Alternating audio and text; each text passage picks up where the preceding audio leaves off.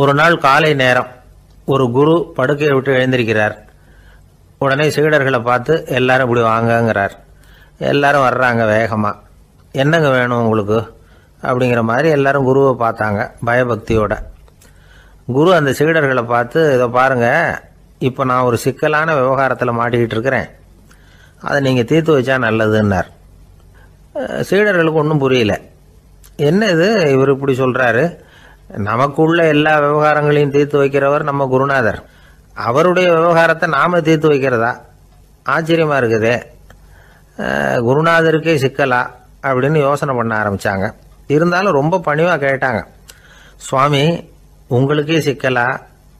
இந்த உலகத்து சிக்கல்களுக்கும் சிரமங்களுக்கும் அப்பாற்பட்டவர் அல்லவா தாங்கள், அப்படிப்பட்ட உங்களுக்கு சிக்கல்னா அது எப்படி அப்படின்னாங்க. எனக்கு ஏற்பட்டிருக்கிற சிக்கல் அவ்வளவு பெருசு, ரொம்ப பெரிய விவகாரம் அது அப்படின்னார் குரு. கொஞ்சம் விவரமாக சொல்லுங்க அப்படின்னாங்க இவங்க. இப்போ அந்த குரு விவரத்தை சொன்னார். அதாவது நேற்று ராத்திரி நான் ஒரு கனவு கண்டேன். அந்த கனவில் நான் ஒரு பட்டாம்பூச்சியாக மாறிட்டேன். அப்படி மாறி ஒவ்வொரு மலராக பறந்து போய் உட்காந்து தேன் சாப்பிட்டேன் அப்படின்னார். சீடர்கள் இதை கேட்டதும் ரொம்ப திகைச்சு போயிட்டாங்க. என்ன இது, இது ஒரு பெரிய பிரச்சனையா? ஒரு சாதாரண கனவு கண்டதுக்காகவா இந்த காலை வேளையில் நம்மளையெல்லாம் குருநாதர் இவ்வளவு அவசரமாக கூப்பிட்டுருக்கார் அப்படின்னு நினச்சாங்க. இருந்தாலும் கேட்டாங்க, இதில் என்ன சிக்கல் சுவாமி? கனவுங்கிறது எல்லாருக்கும் வரத்தானே செய்யும் அப்படின்னார் ஒரு சீடர். சீடர்களே, பிரச்சனை அது இல்லை. நான் இன்னைக்கு காலையில் கண்ணு முழிச்சு பார்த்தப்போ நான் நானாக மறுபடியும் மாறிட்டேங்கிறத தெரிஞ்சுக்கிட்டேன். இதில் சிக்கல் என்னன்னா, இப்போ அந்த பட்டாம்பூச்சி தான் நானாக ஆயிட்டதாக கனவு கண்டுகிட்டு இருக்கா அப்படிங்கிறது தான். ஒரு மனுஷன் பட்டாம்பூச்சி ஆகிறதாக கனவு காண முடியுங்கிறப்போ அந்த பட்டாம்பூச்சியும் மனுஷனாக ஆகிறதாக கனவு காண முடியும் இல்லையா? இப்போ எனக்கு யதார்த்த நிலை தெரியணும், எது நிஜம்னு தெரியணும். நேற்று ராத்திரி நான் கண்டது கனவா, அல்லது இது பட்டாம்பூச்சி கண்டுகிட்டு இருக்கிற கனவா? இதுதான் குரு கேட்ட கேள்வி. இதை கேட்டதும் சீடர்கள் ரொம்ப குழம்பி போயிட்டாங்க. சுவாமி, இது வரைக்கும் நாங்கள் தூங்குறப்ப பார்க்கறது கனவுன்னும் மூழ்கிட்டு இருக்கிறப்ப பார்க்கறது நனவுன்னு நம்பிக்கிட்டு இருக்கிறோம். இப்போ எங்களை ரொம்ப குழப்பிட்டீங்க, இதுக்கு பதில் சொல்ல எங்களுக்கு சக்தி இல்லை அப்படின்னு சொல்லிவிட்டாங்களாம். அதுக்கப்புறம் அந்த குரு சொன்னாராம், நினைவு தான் முக்கியமான அம்சம். முடிவு கட்டம்னா பகலின் நினைவுகளை விட இரவின் கனவுகளே ரொம்ப உண்மை. ஒருத்தன் தூங்க போனால் தூங்கிக்கிட்டே இருந்தால் அவன் காணும் கனவு பொய்ங்கிறத அவன் உணர மாட்டான்.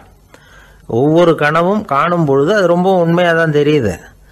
ஒரு கனவு கூட உண்மை இல்லைன்னு கனவுல தோன்றுவதே இல்லை அப்படின்னார் குரு. அகில வாழ்வு அத்தனையும் சொற்பனம் கண்டாய் அப்படிங்கிறார் தாயுமானவர். ஆகையினால நம்ம கனவுலேருந்து நாம் என்னைக்கு முழிச்சிக்க போகிறோம் அப்படிங்கிறது தான் ஒரு முக்கியமான கேள்வி. ஒருத்தர் வந்தார், காலில் கட்டோடு வந்தார். என்னங்க காலில் கட்டுன்னு? சார், நேற்று ராத்திரி தூக்கத்தில் எங்கள் வீட்டு கூரையில் ஏணியை சாத்தி வச்சு இறங்கினப்போ வழுக்கி விழுந்து காலை உடச்சிக்கிட்டேன்னார். உங்கள் வீட்டில் தான் ஏணியே கிடையாது சார் அப்படின்னு. உண்மைதான் சார், நான் கீழே விழுந்து முழிச்சுக்கிட்டதுக்கு அப்புறம் தானே ஏணி இல்லைங்கிறது எனக்கு ஞாபகம் வந்தது அப்படின்னார். பொங்கல் திருநாள். பொங்கல் திருநாள்னா இது ஏதோ அறுவடை திருநாள் அப்படின்னு சொல்லுவோம். அதாவது வருஷம் பூரா நாம் பாடுபட்டு அதனுடைய பலனை அனுபவிக்கிற நாள் அப்படிங்கிறது நாம் சொல்லிகிட்டு இருக்கிறது. இது முக்கியமாக இது ஒரு நன்றி அறிவிப்பு நாள் அப்படின்னு சொல்லுவாங்க. இன்றைக்கி நிறைய நன்றி அறிவிப்பு கூட்டம்லாம் நடந்துக்கிட்டு இருக்குல்ல, அது மாதிரி விவசாயிகள் நடத்துகிற ஒரு நன்றி அறிவிப்பு விழா இது. யாருக்கு நன்றி சொல்கிறாங்கன்னா ஆதவனுக்கு. அதாவது சூரியன் இல்லைன்னா விவசாயம் இல்லை. அதனால் ஆதவனுக்கு நன்றி செலுத்துகிற நாளாக இந்த பொங்கல் திருநாளை நாம் கொண்டாடுறோம். அதாவது இந்த பொங்கலில் விவசாயிகள்கிட்டேருந்து நிறைய பண்புகளை நாம் தெரிஞ்சுக்க வேண்டிய நாள் இது.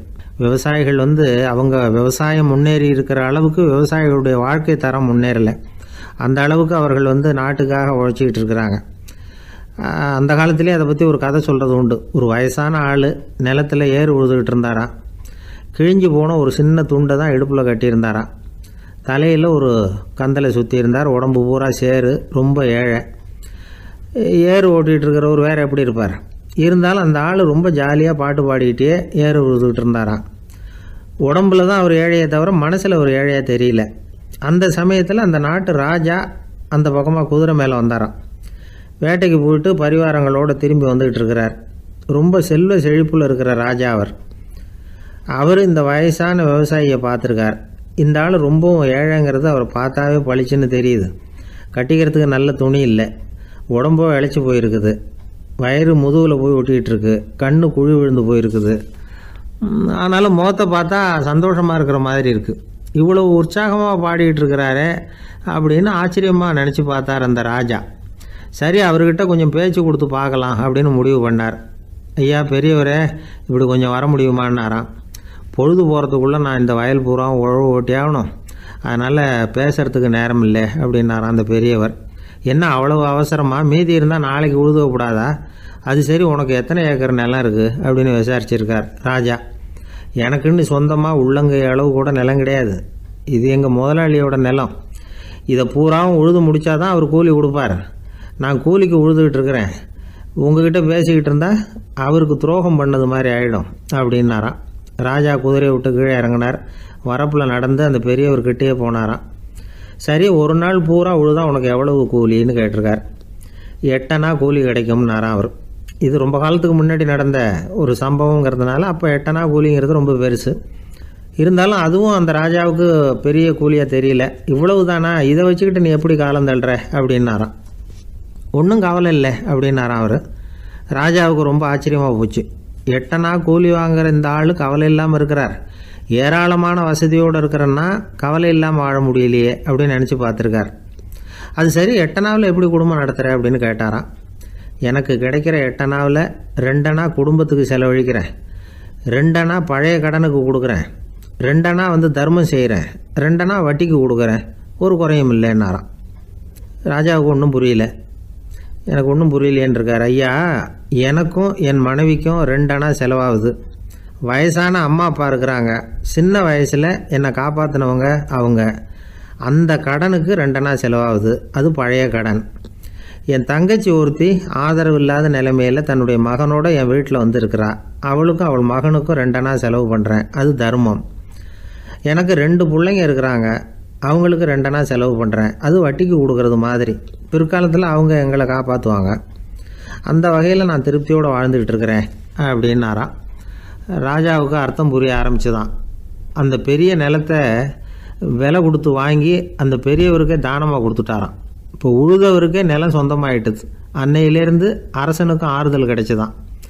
இப்படி ஒரு கதை சொல்லுவாங்க. 8 அணா வருமானத்தை வச்சுக்கிட்டு எப்படி காலத்தை தள்ளுறதுன்னு சொல்கிறதுக்காக இந்த கதையை சொல்கிறதாக யாரும் தப்பாக நினச்சிக்கக்கூடாது. கிடைக்கிறத எப்படி பங்கு போடுறார், எப்படி திருப்தியாக வாழறார் அப்படிங்கிறது தான் முக்கியம். அது மாதிரி இன்றைக்கு இந்த பொங்கல் திருநாளில் உழவர்கள் மனசு மகிழ்ச்சியாக இருந்ததுன்னா அது எல்லாரும் மகிழ்ச்சியாக இருக்கிறது மாதிரி அர்த்தம். அதனால் அவர்கள்ட்டேருந்து நாம் பாடம் கற்றுக்கணும். சில உழவர்கள் தங்கள் நிலத்தில் விளையிறத தாங்கள் சாப்பிட மாட்டாங்க, அடுத்தவங்கள்ட்ட விற்றுட்டு சந்தையில் போய் வேறு அரிசி வாங்கிட்டு வந்து தான் இவங்க சாப்பிடுவாங்க. அப்படிப்பட்ட விவசாயிகள்லாம் இது உண்டு. பங்கிடுகிற பண்பை உழவர்கள்ட்டேருந்து கற்றுக்கொள்ளுங்கள் அப்படிம்பாங்க. ஒரு ஆள் நிம்மதியாக மகிழ்ச்சியாக இருந்தானா, உங்கள் நிம்மதிக்கும் மகிழ்ச்சிக்கும் என்ன காரணம்னு கேட்டிருக்கார் இன்னொருத்தர். என்கிட்ட இருந்தது பூராவையும் என் பிள்ளைங்களுக்கு சமமாக பங்கு போட்டு கொடுத்துட்டேன், எனக்குன்னு எதுவுமே வச்சுக்கல, அதுதான் நிம்மதிக்கு காரணம்ன்றிருக்கான். உங்ககிட்ட இருந்தது எவ்வளவு இருந்தது அப்படின்னு கேட்டிருக்காரு அவர். மொத்தமாக ஒரு 50,000 ரூபா இருக்கும் அப்படின்னு இருக்கான். அவ்வளவும் பணமாகவே இருந்ததா அப்படின்னு கேட்டிருக்காங்க இவங்க. இல்லைங்க, அவ்வளவும் கடன், அதை தான் பிரித்து கொடுத்துருக்கேன் பிள்ளைங்க கிட்ட அப்படின்னு நானும். அவன் ஒரு மனிதர், அவர் யாருக்கிட்டே தொலைபேசியில் பேசிகிட்டு இருக்கிறார். கொஞ்சம் தூரத்தில் நாம் நிற்கிறோம், எட்டத்தில் இருந்துக்கிட்டு அவரை கவனிக்கிறோம். அவர் ஃபோனில் பேசுகிறத, அவர் பேசுகிற வார்த்தைகள் என்ன அப்படிங்கிறது நம்ம காதில் விழலை.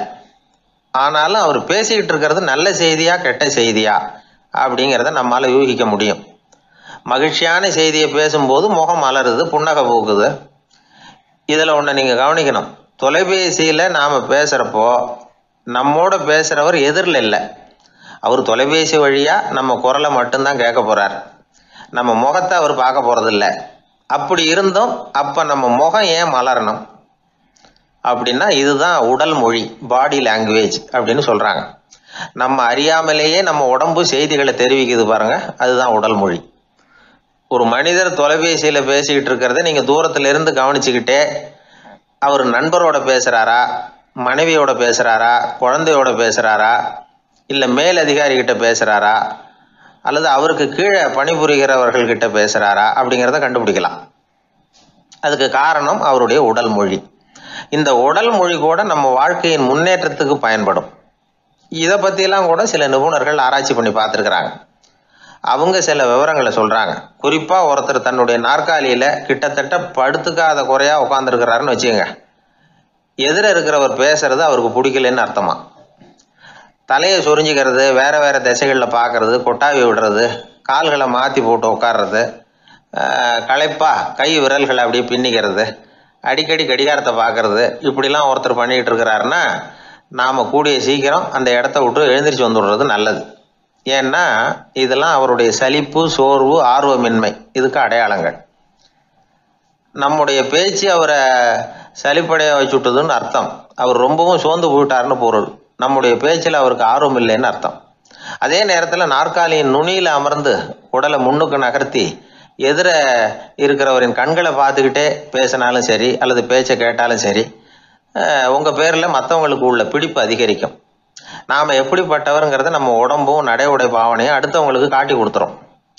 உங்கள் உடம்பு, உங்கள் பார்வை, நடை, உட்கார்ற விதம் இதை வச்சுக்கிட்டே நீங்கள் பொறுப்புள்ளவரா, முரடரா, அலட்சியமானவரா, மரியாதை தெரிஞ்சவரா, அடக்கமானவரா, நம்பிக்கைக்கு உரியவரா, நாணயம் இல்லாதவரா, பயந்தவரா, திறமைசாலியா, அப்பாவியா அப்படிங்கிறதையெல்லாம் கண்டுபிடிச்சிடலாம்.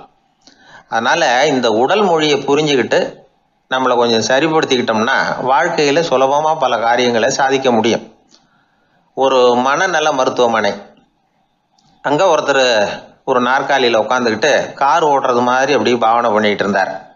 ஸ்டேரிங்கை திருப்புறது மாதிரி, பின்னாடி வர்ற வண்டியை நிற்க சொல்கிறது மாதிரி, அப்புறம் இவர் ஒதுங்கிக்கிட்டு அவருக்கு வழி விடுறது மாதிரி, இப்படிலாம் சேட்டைகள் பண்ணிக்கிட்டு இருந்தார் மனநல மருத்துவமனையில். இதை பார்த்துக்கிட்டு இருந்த ஒருத்தர் பக்கத்தில் இருந்த இன்னொருத்தர்கிட்ட கேட்டார், இவர் ஏன் இப்படி பண்ணுறாரு, இவருக்கு ஏன் அப்படி வந்தது நிலைமை அப்படின்னு சொல்லி அவர் விசாரித்தார். அப்போ அவர் விவரம் சொன்னார். வேற ஒன்றும் இல்லைங்க, இவருக்கு கார் ஓட்டணும்னு ஆசை ரொம்ப காலமாக, அது நிறைவேறாமல் போயிட்டுது. அதுக்கப்புறம் அவர் மனநோயாளியாக மாறிட்டார். இங்கே அழைச்சிட்டு வந்தாங்க. இங்கே அழைச்சிட்டு வந்ததுலேருந்து அப்படி தான் பண்ணிகிட்டு இருக்கிறார். அப்போ கார் ஓட்டுறது மாதிரிலாம் பாவனை பண்ணிகிட்டு இருப்பார், திருப்புறது மாதிரி பண்ணுவார், பின்னாடி வர்றவங்களுக்கு இடம் விடுவார், இப்படிலாம் செய்கிறார் அப்படின்னு விவரம் சொன்னாங்க. நீங்கள் சொல்லப்படாதா, இப்போ நீங்கள் கார் ஓட்டல, வெறும் நாற்காலியில் தான் உட்காந்துருக்குறீங்க அப்படின்னு நீங்கள் சொல்லப்படாதா அவருக்கு அப்படின்னு கேட்டாங்க. அது முடியாதுங்க, ஏன்னா அந்த காரை கழுவுறதுக்காக அவர் தினமும் எனக்கு 10 ரூபா கொடுத்துக்கிட்டு இருக்கிறார் அப்படின்னாராம் அங்கே வேலை செஞ்சுக்கிட்டு இருந்த ஒருத்தர். அதனால் வாழ்க்கையில் நாம் இந்த உடல் மொழியை புரிஞ்சுக்கணும். உடல் மொழிங்கிறது இப்போ ஆரம்பத்தில் சொன்னது மாதிரி அந்த தொலைபேசியில் பேசுகிறவங்கள தூரத்திலேருந்து பார்த்தாவே அவர் யாருக்கிட்ட பேசுகிறார், என்ன பேசுகிறாருன்னு தெரியும். நம்ம முகத்தை நல்லா வச்சுக்கணும். உடல் மொழியை நம்ம புரிஞ்சுக்கிட்டு பயன்படுத்த ஆரம்பித்தோம்னா எந்த முயற்சி பண்ணினாலும் அதில் வெற்றி நிச்சயம். ஒரு குழந்தை அம்மா கிட்ட போச்சு, அம்மா என்னை தூக்கிக்க. உடனே அந்த அம்மா அந்த குழந்தைய தூக்கி இடுப்புல வச்சுக்கிறாங்க. எந்த பக்கம் வச்சுக்கிறாங்க? இடது பக்கம். பொதுவா குழந்தைய தூக்குறவங்க யாரும் வலது பக்கம் இடுப்புல வச்சுக்கிறது இல்ல. விவரம் தெரியாத சில ஆம்பளைகளை அப்படி தூக்கி வச்சுக்கிட்டு அலையிறது உண்டு. ரொம்ப காலமாவே குழந்தைகளை இடுப்புல இடது பக்கமா வச்சிருக்கிற பழக்கம் தான் இருந்து வந்திருக்குது. இதுக்கு ஆய்வாளர்கள் என்ன காரணம் சொல்றாங்க தெரியுமா? அப்படி இருந்தாதான் குழந்தை சொல்றத, குழந்தை நினைக்கிறத தாயினால நல்லா உணர முடியுதாம். இடது பகுதி ஆட்சி பண்றது, குறிப்பா காதின் தலைமையாக இருக்கிறது வலது பக்கம் தான். அதனால தாய் குழந்தைக்கு பதில் சொல்லவோ, அது என்ன கேக்குதுங்கிறத சீக்கிரமா புரிஞ்சுக்கிட்டு நடந்துக்கவோ அதுதான் சௌரியம் அப்படின்னு ஆய்வாளர்கள் இதுக்கு காரணம் சொல்றாங்க.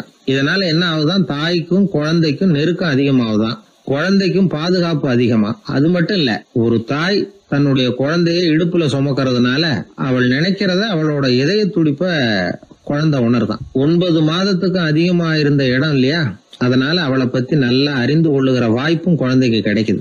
நம்ம முன்னோர்கள் ரொம்ப காலத்துக்கு முன்னாடியே வலது கையை பார்க்க ஆரம்பிச்சிட்டாங்களாம். அவங்க பயன்படுத்திய கல் ஆயுதங்கள்லாம் வலது பக்கமா தான் தீட்டப்பட்டிருக்குது. அதுல இருந்து நமக்கு என்ன தெரியுதுன்னா வலது கையை தான் உபயோகப்படுத்தி இருக்கிறாங்கிறது தெரியுது. இப்படி எல்லாம் இருந்தா கூட இன்னைக்கு நம்மள 10ல் ஒருத்தருக்கு ஒரு பழக்கம் உண்டு, அது இடது கை பழக்கம். ஆனாலும் 2 கைகளும் ஒற்றுமையா இருக்கிறதுக்கு தான் ரொம்பவும் முயற்சி பண்ணுதான். இப்போ வலது கை பழக்கம் உள்ளவங்க பேசுறதுக்கு எழுதுறதுக்கு செயல்படுத்துற தலைமையகம் தலையின் பின்புறம் பிடரியில் இருக்குது. இடது கை பழக்கம் உள்ளவங்களுக்கு மூளையில 2 பக்கங்கள்லயும் தலைமையகம் இருக்குது. இது விஞ்ஞானிகள் சொல்றது. எத்தனையோ மேதைகள் இடது கை பழக்கம் உள்ளவங்களா இருந்திருக்கிறாங்க. அமெரிக்க மேதை பெஞ்சமின் பிராங்கிலின், இத்தாலிய ஓவியர் லியோனார்டோ டாவின்சி, இப்படி நிறைய பேர் இருந்திருக்கிறாங்க, இப்பவும் இருக்கிறாங்க. காலங்காலமா இயல்பாவே இடது கை பழக்கம் இருந்து வந்திருக்குது. அப்படி இருக்கிறப்போ வலது கை எப்போ இடது கைய வென்றது, ஜெயிச்சது அப்படிங்கிற விவரம் இன்னமும் யாருக்குமே புரியல. ஆய்வாளர்களுக்கும் புரியல. அவங்களும் யோசிச்சுக்கிட்டு இருக்கிறாங்க. உலகம் இடது பக்கமா தான் சுத்துது. வானத்துல இருக்கிற வெள்ளி வீதி, அப்புறம் அணுவுல இருக்கிற துணுக்குகள், உடம்புல இருக்கிற அமினோ அமிலம், இப்படி எல்லாமே இடதுபுறமா தான் இயங்கிட்டு இருக்குது. இவ்வளவு செய்திகள் இடது கைக்கு ஆதரவா இருக்கிறப்போ அது எப்படி வலது கை கிட்ட ஏமாந்தது அப்படிங்கிற ரகசியம் இன்னமும் யாருக்கும் தெரியலையா. இது சம்பந்தமா ஆராய்ச்சி பண்றவங்களுக்கு இது இன்னமும் ஒரு பிரச்சனையா தான் இருக்குதான். இப்படி இடது கை ஒதுங்கிட்டதுனால இப்பெல்லாம் வலது கைக்கு தான் மரியாதை அதிகமா போச்சு. ஒரு ஆசாமி இடது கையில கட்டு போட்டுட்டு வந்தானா, கையில என்னப்பா கட்டுன்னு விசாரிச்சிருக்கிறாரு ஒருத்தர். ஒரு இயந்திரத்தை பிரிச்சு ரிப்பேர் பாத்துக்கிட்டு இருந்தேன், மறுபடியும் அதை ஓட விட்டு பாக்குறப்போ இடது கை விரல் மாட்டிக்கிட்டது, அதுதான் கட்டு அப்படின்னு இருக்கான். நல்ல வேளை வலது கை மாட்டி இருந்தா உன்னால சாப்பிட கூட கஷ்டமா போயிருக்குமே அவர். இதுக்கு அவன் சொன்னானா, முதல்ல வலது கை தாங்க மாட்டிக்க இருந்தது, நான் தான் உடனே புத்திசாலித்தனமா அதை இழுத்துக்கிட்டு இடது கையை கொடுத்தேன் அப்படின்னு இருக்கான். இவன் எப்பேற்பட்ட புத்திசாலி பாருங்க. இந்த வலது கை இடது கைங்கிறத பத்தி அறிவியல் ஆராய்ச்சி ஒரு பக்கம் இருந்தாலும் கை சுத்தமா இருக்கணும், இது வாழ்க்கைக்கு முக்கியம். உண்மை, உழைப்பு, நேர்மை இதெல்லாம் இருந்தாதான் வாழ்க்கையில முன்னேற முடியும். அதனால இந்த இடது கை பழக்கம் வலது கை பழக்கம் எது எப்படி இருந்தாலும் அது ஒருத்தருடைய புத்திசாலித்தனத்தை பாதிக்கிறது இல்ல. அதனால வாழ்க்கையில முன்னேறதுக்கு இது ஒரு இடைஞ்சலா இருக்கிறது இல்ல. நாம நம்ம உடம்பையும் புரிஞ்சுக்குவோம், மனசையும் புரிஞ்சுக்குவோம். அப்படி புரிந்து கொண்டு வாழ்க்கையில முன்னேறுவோம். ஒரு கோவில்ல ஆன்மீக சொற்பொழிவு நடந்துகிட்டு இருக்குது. ஒரு பெரியவர் பேசிக்கிட்டு இருக்கார். கடவுளை பத்தியும் சொர்க்கத்தை பத்தியும் மனுஷனை பத்தியும் அவர் விவரமா பேசுறார். எல்லாரும் உட்கார்ந்து கேக்குறாங்க. அந்த கூட்டத்துல ஒரு தத்துவ ஞானியும் உட்கார்ந்து இருக்கிறார். அவரு அவருடைய நண்பர். பேசி முடிச்சதும் அந்த பெரியவர் மேடையை விட்டு இறங்கினார். நேரா அந்த தத்துவ ஞானி கிட்ட வந்தார். எப்படி இருந்தது என்னுடைய பேச்சு அப்படின்னு கேட்டார். நீங்க பேசினது ஒண்ணுக்கு ஒண்ணு முரண்பாடா தெரிஞ்சது அப்படின்னாரா இவரு. நான் என்ன அப்படி தப்பா பேசிவிட்டேன் அப்படின்னாரா அவரு. கடவுளை நம்புகிறவன் சொர்க்கத்துக்கு போவான்னு சொன்னீங்க, அப்புறம் நல்ல விதமா வாழறவன் சொர்க்கத்துக்கு போவான்னு சொன்னீங்க அப்படின்னாராம். இதுல என்ன முரண்பாடுன்னு கேட்டிருக்காரு அவர். இதுலதான் முரண்பாடு தெரியுது எனக்கு. அதாவது இங்க ஒருத்தன் எல்லா தப்பும் பண்ணிட்டு இருக்கிறான், அவன் கடவுளை நம்பினான்னா அவன் சொர்க்கத்துக்கு போவானா, இது என்னுடைய முதல் கேள்வி. இல்லைன்னா ஒருத்தன் எந்த தப்பும் பண்ணல, ரொம்ப ஒழுங்கா வாழ்ந்துகிட்டு இருக்கிறான், ஆனா அவன் கடவுளை நம்பல, அவன் என்ன நரகத்துக்கு தான் போவானா. கடவுள் நம்பிக்கை உள்ள ஒரு திருடன் என்ன ஆவான், எங்க போவான். கடவுள் நம்பிக்கையே இல்லாத ஒரு நல்லவன் என்ன ஆவான், எங்க போவான். ஒருத்தன் இங்க கடவுள் நம்பிக்கையோட வாழறது முக்கியமா அல்லது நல்லவனா வாழறது முக்கியமா, இதுதான் இவர் கேட்ட கேள்வி. இதை கேட்டதும் அந்த பெரியவர் குழம்பி போட்டார். அவர் சொன்னது நியாயம் தானே. கடவுளை நம்புறவன் தான் சொர்க்கத்துக்கு போவான்னா பேசாம கடவுளை நம்பிக்கிட்டு இந்த உலகத்துல எல்லா தப்பும் பண்ணிட்டு இருக்கலாமே. பேச்சாளர் குழப்பத்தோட வீட்டுக்கு போனார். படுத்து தூங்கினாரு. ஒரு கனவு வந்தது. கனவுல அவர் ஒரு ரயில்ல வேகமா போயிட்டு இருக்கிறார். எதிரில் உட்கார்ந்து இருக்கிறவரை பார்த்து நாம இப்ப எங்க போறோம்னு கேட்டார். சொர்க்கத்துக்கு போயிட்டு இருக்கிறோம் அப்படின்னாங்களாம். ரயில் போய் நின்னுது. இவர் இறங்கினார். இங்க கௌதம புத்தர் இருப்பார், சாக்ரட்டிஸ் இருப்பார், அவங்கள பாக்குறதுக்கு ஒரு நல்ல வாய்ப்பு அப்படின்னு நினைச்சுக்கிட்டே அங்கேயும் இங்கேயும் பார்த்தார். அங்க யாருமே இல்ல. ஒரே பாலைவனம் மாதிரி இருக்குது. பச்சை இல்ல, பசுமை இல்ல, பூக்கள் இல்ல, மரம்லாம் மொட்டையா நிக்குது. எலும்பும் தோலுமா சில முனிவர்கள் அங்கேயும் இங்கேயுமா உட்கார்ந்து இருக்கிறாங்க. இவர் அவங்க கிட்ட போய் இந்த புத்தர், சாக்ரட்டிஸ் இவங்க எல்லாம் எங்க இருக்கிறாங்கன்னு கேட்டாராம். அப்படி யாரும் இங்க இல்லையே, அவங்க எல்லாம் யாரு அப்படின்னு திருப்பி கேட்டிருக்கிறாங்க. இவருக்கு அதிர்ச்சியா போச்சு. அப்படின்னா அவங்க எங்க போயிருப்பாங்க. உடனே ரயில் நிலையத்துக்கு ஓடி வந்தார். அப்பதான் நரகத்துக்கு ஒரு ரயில் புறப்பட்டு இருந்தது. அங்க இருந்து அதுல ஏறி உட்கார்ந்தார். ரயில் வேகமா போச்சு. நரகம் நெருங்க நெருங்க காற்று குளிர்ச்சியா வீச ஆரம்பிச்சுதான். வெளியில பசுமையா இருந்துதான். அழகான மலர்கள், அழகான நீர்நிலைகள், நந்தவனங்கள், ரொம்ப அருமையா இருக்குது. ரொம்ப அங்க இருந்தவங்க எல்லாம் ரொம்ப மகிழ்ச்சியா உல்லாசமா வேற இருந்திருக்கிறாங்க. எங்க பார்த்தாலும் ஆடல், பாடல், உற்சாகம். இவர் ரயில விட்டு இறங்கினார். அவருக்கு சந்தேகம், இதுவா நரகம் அப்படின்னு விசாரிச்சிருக்காரு. ஆமா, இதுதான் நரகம்னாங்களாம். எனக்கு ஒரு சந்தேகம் இருக்காரு, என்னன்னு கேட்டிருக்காங்க. கௌதம புத்தரும் சாக்ரட்டிஸும் லாவோஸும் இவங்க மாதிரி இன்னும் பல பேரும் கடவுள் நம்பிக்கை இல்லாதவங்க, அவங்க எல்லாம் இங்க இருக்கிறாங்களா அப்படிங்கறதுதான் என்னுடைய சந்தேகம் அப்படின்னாராம். இப்ப அவங்க சொல்லியிருக்கிறாங்க, இப்ப நீங்க பாக்குறீங்களே பசுமையும் பச்சை பயிர்களும் ஆடல் பாடல்களும் அழகிய மலர்களும், இது எல்லாமே கௌதம புத்தரும் சாக்ரட்டிஸும் அது மாதிரி மகான்களும் இங்க வர ஆரம்பிச்ச பிறகுதான் உண்டாக ஆரம்பிச்சது. இந்த பிரதேசத்தை அவங்க அப்படியே மாத்திவிட்டாங்க. இப்போலாம் இங்க இருக்கிறவங்க யாரும் சொர்க்கத்துக்கு போறதுக்கே ஆசைப்படுறது இல்ல அப்படின்னாங்களாம். இந்த அதிர்ச்சியிலேயே அந்த பெரியவர் கனவு கலைஞ்சி மூழ்கிட்டார். இதுல இருக்கிற கருத்து என்னன்னா, நல்லவர்கள் எங்க இருக்கிறாங்களோ அந்த இடத்துக்கு பேர் தான் சொர்க்கம். சொர்க்கம் நரகம்ங்கிறதெல்லாம் ஆன்மீக பண்புகள், அவ்வளவுதான். ஒரு ஊர்ல 2 இணைபிரியாத நண்பர்கள். ஒருத்தன் கேட்டான், இப்ப கடவுள் நம்ம முன்னாடி உங்க 2 பேர்ல யாராவது ஒருத்தர் மட்டும் என்னோட சொர்க்கத்துக்கு வரலாம் அப்படின்னு கூப்பிட்டா நீ என்ன சொல்லுவேன்னு கேட்டானா. இவன் ரொம்ப பெருந்தன்மையா உன்னையே அழைச்சிட்டு போக சொல்லிடுவேன் அப்படின்னு இருக்கான். அப்படின்னா உனக்கு சொர்க்கம் வேணாமான்னு கேட்டிருக்கான் அவன். நீ என்னை விட்டுட்டு போனாவே அப்புறம் இந்த பூலோகமே எனக்கு சொர்க்கம் தாண்டா அப்படின்னு நானா இவன். அவர் ஒரு பெரிய குடும்பத்துல பிறந்தவர். இருக்கிற சொத்துக்கள் எல்லாத்தையும் வாரி வழங்கி விட்டு காட்டுக்கு புறப்பட்டார் தவம் செய்யறதுக்காக. இருந்தது பூராவும் கொடுத்துட்டார். இனிமே எதுவுமே இல்லை கொடுக்கறதுக்கு. அப்போ கடைசியா ஒருத்தன் கையை நீட்டினானா, ஐயா ஏதாவது கொடுங்கன்னு இருக்கான். அவர் பார்த்தார், கட்டியிருக்கிற வேட்டியை தவிர வேற எதுவுமே இல்லை. 8 முழம் பட்டு வேட்டி, ஜரிகை கரையோடு இருக்குது. கடைசியா அதை தான் எடுத்துக்கிட்டு அவர் புறப்பட்டு இருக்கார். அவர் பார்த்தார், எதிரில் அவன் பரிதாபமா நின்றுட்டு இருக்கிறான். அந்த 8 முழ வேட்டியை 2ஆ கிழிச்சார்.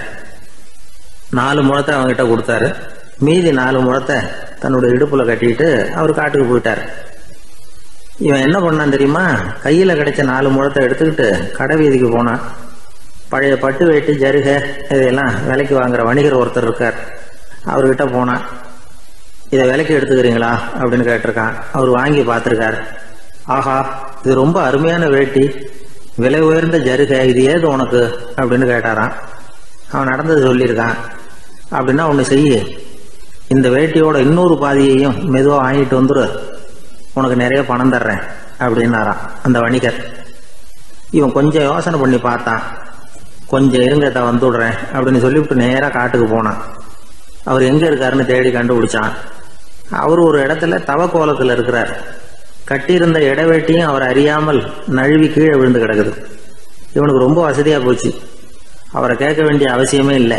மெதுவா சத்தம் போடாம அடி மேல அடி வச்சு நெருங்கினான். அவர் கண்ணை மூடிக்கிட்டு அவர் பாட்டு நின்றுட்டு இருக்கிறார். இவன் மெதுவா போய் கீழே கிடந்த அந்த துணியை எடுத்துக்கிட்டு சத்தம் போடாம திரும்பி நடந்தான். ஒரு 2-3 அடி எடுத்து வச்சிருப்பான். அப்படி ஓட ஆரம்பிக்கிற சமயத்துல அவன் காலில் கீழே கிடந்த முள்ளு ஒண்ணு நறுக்குன்னு தச்சு விட்டுது. வலி தாங்க முடியாம அம்மான்னு கத்திருக்கான்.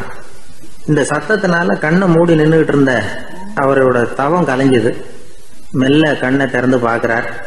தன் இடையில இருந்த வேட்டி அவன் கையில இருக்கு. இப்ப அவர் நினைக்கிறார், என்ன நினைக்கிறாருன்னா, இந்த வேட்டி மீது நான் வைத்த ஆசையல்லவா அவனை திருடனாக ஆக்கி விட்டது அப்படின்னு நினைச்சாராம். இந்த வேட்டி மேல நாம வச்ச ஆசை அவனை திருடும்படி ஆக்கிவிட்டதே அப்படின்னு நினைச்சாராம். இது எப்பேற்பட்ட மனநிலை அப்படிங்கிறத கொஞ்சம் யோசனை பண்ணி பாருங்க. தான் ஒரு பொருள் மேல வச்ச பற்று இன்னொரு மனிதன் திருடனாக ஆகிறதுக்கு காரணம் ஆயிட்டுதேன்னு நினைக்கிறார். அப்படி நினைச்ச அந்த பெரியவர் யார் தெரியுமா? அவர் தான் மகாவீரர். இழந்துட்டேங்கிறிய, நீ என்னத்தை கொண்டுகிட்டு வந்த எங்க இழந்துடுறதுக்கு? நீ என்னத்தை உண்டாக்குன இது அழிஞ்சுட்டுதுன்னு சொல்றதுக்கு? இதுதான் அவருடைய சிந்தனை. இன்றைக்கு நம்ம சிந்தனையெல்லாம் வேற மாதிரி இருக்குது. ஒருத்தன் நடுத்தருவில் உட்காந்து அழுதுகிட்டு இருந்தான். அந்த வழியா ஒருத்தர் ஏன்பா அழறேன்னு கேட்டாராம். 5 ரூபா சார், இந்த இடத்துல விழுந்துட்டுது, ரொம்ப நேரமா தேடுறேன், கிடைக்காது போல இருக்கு அப்படின்னு சொல்லிவிட்டு அழறான். எப்போ தொலைஞ்சதுன்னு கேட்டாராம் அவரு. அது எனக்கு தெரியாது சார், பணத்தை தொலைச்சவன் தேடி பார்த்துட்டு போயிட்டான், நான் அவனுக்கு பின்னாடி தேட வந்தவன் அப்படின்னு நானா. இவன் அள்ள அள்ள குறையாதது அட்சய பாத்திரம், அது நமக்கு தெரியும், கேள்விப்பட்டிருக்கிறோம். ஆனா போட போட நிரம்பாத ஒரு பாத்திரம் உண்டு. அது என்ன தெரியுமா? நம்மள பல பேர்கிட்ட அந்த பாத்திரம் உண்டு. அதுதான் பேராசை அப்படிங்கிற பாத்திரம். அதை நிறைவு செய்யவே முடியாது. பேராசையை பத்தி சுஃபி இலக்கியத்துல ஒரு பிரபலமான கதை உண்டாம். அதை ஒரு பெரியவர் எடுத்து சொல்லியிருக்கிறார். ஒரு மன்னர் நகர்வலம் போயிட்டு இருக்கார். ஒரு பிச்சைக்காரன் மன்னர் எதிரில் வர்றான். பிச்சை போடுங்கிறான். என்னுடைய அமைதியை கெடுக்காதே போங்கிறார் மன்னர். அவன் சிரிக்கிறான். அரசே, உங்களுடைய அமைதி கெடக்கூடிய நிலையில் இருந்தா அதுக்கு பேர் அமைதியே கிடையாது அப்படின்னு ஆனா. எதிரில் நிக்கிறது வெறும் பிச்சைக்காரன் இல்லை, யோகி அப்படிங்கிறத மன்னர் புரிஞ்சுக்கிட்டார். துறவியே, உங்களுக்கு என்ன வேணும்னாலும் கேளுங்க, கொடுக்குறேன்னாராம். அந்த துறவி மறுபடியும் சிரிக்கிறார். அரசே, உங்களால் முடியாததையெல்லாம் கொடுக்க முடியும்னு சத்தியம் செய்யாதீங்க அப்படின்னார். மன்னருக்கு கோபம் வந்துட்டுது. என்ன இவர் இப்படி சொல்றாரு அப்படின்னு நினைச்சார். நகர்வலத்தை பாதையிலேயே நிறுத்தினார். வாங்க அரண்மனைக்குன்னார். துறவியை அழைச்சிக்கிட்டு அரண்மனைக்கு வந்துட்டார். துறவி தன்கிட்ட இருந்த பிச்சை பாத்திரத்தை நீட்டினார். இது நிறைய எனக்கு பொற்காசுகள் வேணும் அப்படின்னாராம். அவ்வளவுதானா, இது ஒரு பெரிய காரியமா அப்படின்னு கையை தட்டினாராம் மன்னர். ஒரு பெரிய தாம்பாளம் நிறைய பொற்காசுகள் வந்து சேர்ந்தது. அதை அள்ளி போட்டார். போட போட அந்த பிச்சை பாத்திரம் நிரம்பவே இல்லை. பொற்காசுகள் போட போட அவ்வளவையும் உள்ள வாங்கிக்கிட்டே இருக்குது. அரசாங்க கஜானாவே காலி ஆயிட்டுது. மூட்டை மூட்டையா பொற்காசுகளை கொட்டி பார்த்துட்டாங்க. அது முழுங்கிக்கிட்டே இருக்குது. கடைசி வரைக்கும் அந்த பிச்சை பாத்திரம் வந்து நிரம்பவே இல்லை. அரசர்கிட்ட இருந்த கர்வம் போயிட்டுது. அப்படியே பொத்துன்னு துறவி காலில் விழுந்தார். அப்போ அந்த துறவி சொன்னாராம், மன்னா, இந்த பிச்சை பாத்திரத்தை உங்களால மட்டும் இல்லை, வேற யாராலையும் நிரப்ப முடியாது. அதுக்கு என்ன காரணம்னா, இது வந்து சாதாரண பிச்சை பாத்திரம் இல்லை, பேராசைகளோட வாழ்ந்து செத்து போன ஒரு மனிதனின் மண்டை ஓடுது அப்படின்னாராம். பாருங்க, இதுதான் அந்த சுஃபி இலக்கிய கதை. செத்த பிறகும் நிறைவு இல்லைன்னா அது எப்பேற்பட்ட பேராசையா இருக்கும்னு யோசிச்சு பார்த்துங்க. நம்மால் ஒருத்தர் கல்யாணம் பண்ணிக்க பொண்ணு பார்த்துக்கிட்டு இருந்தார். அழகு, அறிவு, படிப்பு எதுவும் தேவையில்லை, பணம் மட்டும் இருந்தா போதும் அப்படின்னு பார்க்குறவங்க கிட்ட எல்லாம் சொல்லி வச்சார். ரொம்ப நாளைக்கு அப்புறம் ஒரு பணக்காரர் கிடைச்சார். அவர் சொன்னார், இதை பாருங்க, எனக்கு 20 வயசுல ஒரு மகள், அவளை நீங்க கல்யாணம் பண்ணிட்டா 2 லட்சம் பணம் கொடுப்பேன். 25 வயசுல ஒரு பொண்ணு, அவளை கல்யாணம் பண்ணிட்டா 2.5 லட்சம் தருவேன். 30 வயசுல ஒரு பொண்ணு இருக்கா, அவளை கல்யாணம் பண்ணிட்டா 3 லட்சம் தருவேன். என்ன சொல்ற அப்படின்னாராம். இவன் கொஞ்ச நேரம் யோசிச்சு பார்த்துருக்கான். அதுக்கப்புறம் மெதுவா அவரை நிமிந்து பார்த்து, ஏன் சார், உங்ககிட்ட 50 வயசுல ஏதாவது பொண்ணு இருக்கா அப்படின்னு கேட்டானா. ஒரு ஊர்ல ஒரு ஞானி இருக்கிறார். ரொம்ப பெரிய ஞானி. ரொம்ப வயசாயிட்டுது. கடைசி காலத்துல அவர்கிட்ட சில பேர் வந்தாங்க. உங்க குரு யார் அப்படின்னு கேட்டாங்க. அவர் நிமிந்து பார்த்தார். எனக்கு ஆயிரக்கணக்கான குருமார்கள் உண்டு, அவங்க பேரெல்லாம் சொல்லணும்னா இந்த காலம் பத்தாது, ஆனா முக்கியமான ஒரு 3 பேரை பத்தி மட்டும் உங்களுக்கு சொல்றேன் அப்படின்னாராம். அப்புறம் சொன்னார், அந்த 3 பேர்ல ஒருத்தன் ஒரு திருடன். ஒரு சமயம் ஒரு பாலைவனம் வழியா நான் போய்கிட்டு இருந்தேன். அப்போ வழி தவறி போய் ஒரு கிராமத்துக்கு போயிட்டேன். அது இருட்டு நேரம், நடு ராத்திரி, ஊரே உறங்கி போச்சு. அந்த நேரத்தில் ஒரு ஆள் மட்டும் ஒரு வீட்டு சுவத்தில் ஏதோ பண்ணி உள்ளே நுழையிறதுக்கு முயற்சி பண்ணிட்டு இருக்கிறான். அவங்கிட்ட போய், நான் இன்னைக்கு இங்கே எங்கே தங்க முடியும் அப்படின்னு கேட்டேன். அதுக்கு அவன், இந்த ராத்திரி வேளையில் அது ரொம்ப சிரமம், ஒரு திருடனோட உங்களால் தங்க முடியும்னா நீங்கள் என்னோட தங்கலாம் அப்படின்னா. நான் அவங்க கூட 1 மாதம் தங்கியிருந்தேன். ஒவ்வொரு நாள் ராத்திரியும், இப்போ நான் என்னுடைய வேலைக்கு போகிறேன், நீங்கள் ஓய்வு எடுத்துக்கோங்க அப்படின்னு சொல்லிவிட்டு போவான். அவன் திரும்பி வந்த உடனே உனக்கு ஏதாவது கிடைச்சிதான்னு நான் கேட்பேன். அதுக்கு அவன், இன்னைக்கு ராத்திரி ஒன்றும் இல்லை, நாளைக்கு மறுபடியும் முயற்சி பண்ணுவேன் அப்படின்பா. எப்பவும் அவன் நம்பிக்கை இழந்ததே கிடையாது, எப்பவும் சந்தோஷமாகவே இருப்பான். நானும் ரொம்ப காலமாக தியானம் பண்ணிக்கிட்டே இருந்தேன், ஒன்றுமே நடக்கலை. ஆனால் நான் என்ன பண்ணேன் தெரியுமா, மனசு வருத்தப்படும், நம்பிக்கை இழந்துருவேன். அப்போல்லாம் அந்த திருடனுடைய விடாமுயற்சி தான் ஞாபகத்துக்கு வரும். அதனால் அந்த திருடன் எனக்கு ஒரு குரு. என்னுடைய 2வது குரு யாருன்னா, அது ஒரு நாய். இது எப்படின்னா, ஒரு சமயம் எனக்கு ரொம்ப தாகமாக இருந்தது. ஒரு நதியை நோக்கி போய்கிட்டு இருந்தேன். அப்போ ஒரு நாயும் வந்தது. அதுக்கும் தாகம். ஓடி வந்து ஆற்றை பார்த்தது. அதோட நிழல் வந்து ஆற்றுல தெரிஞ்சுது.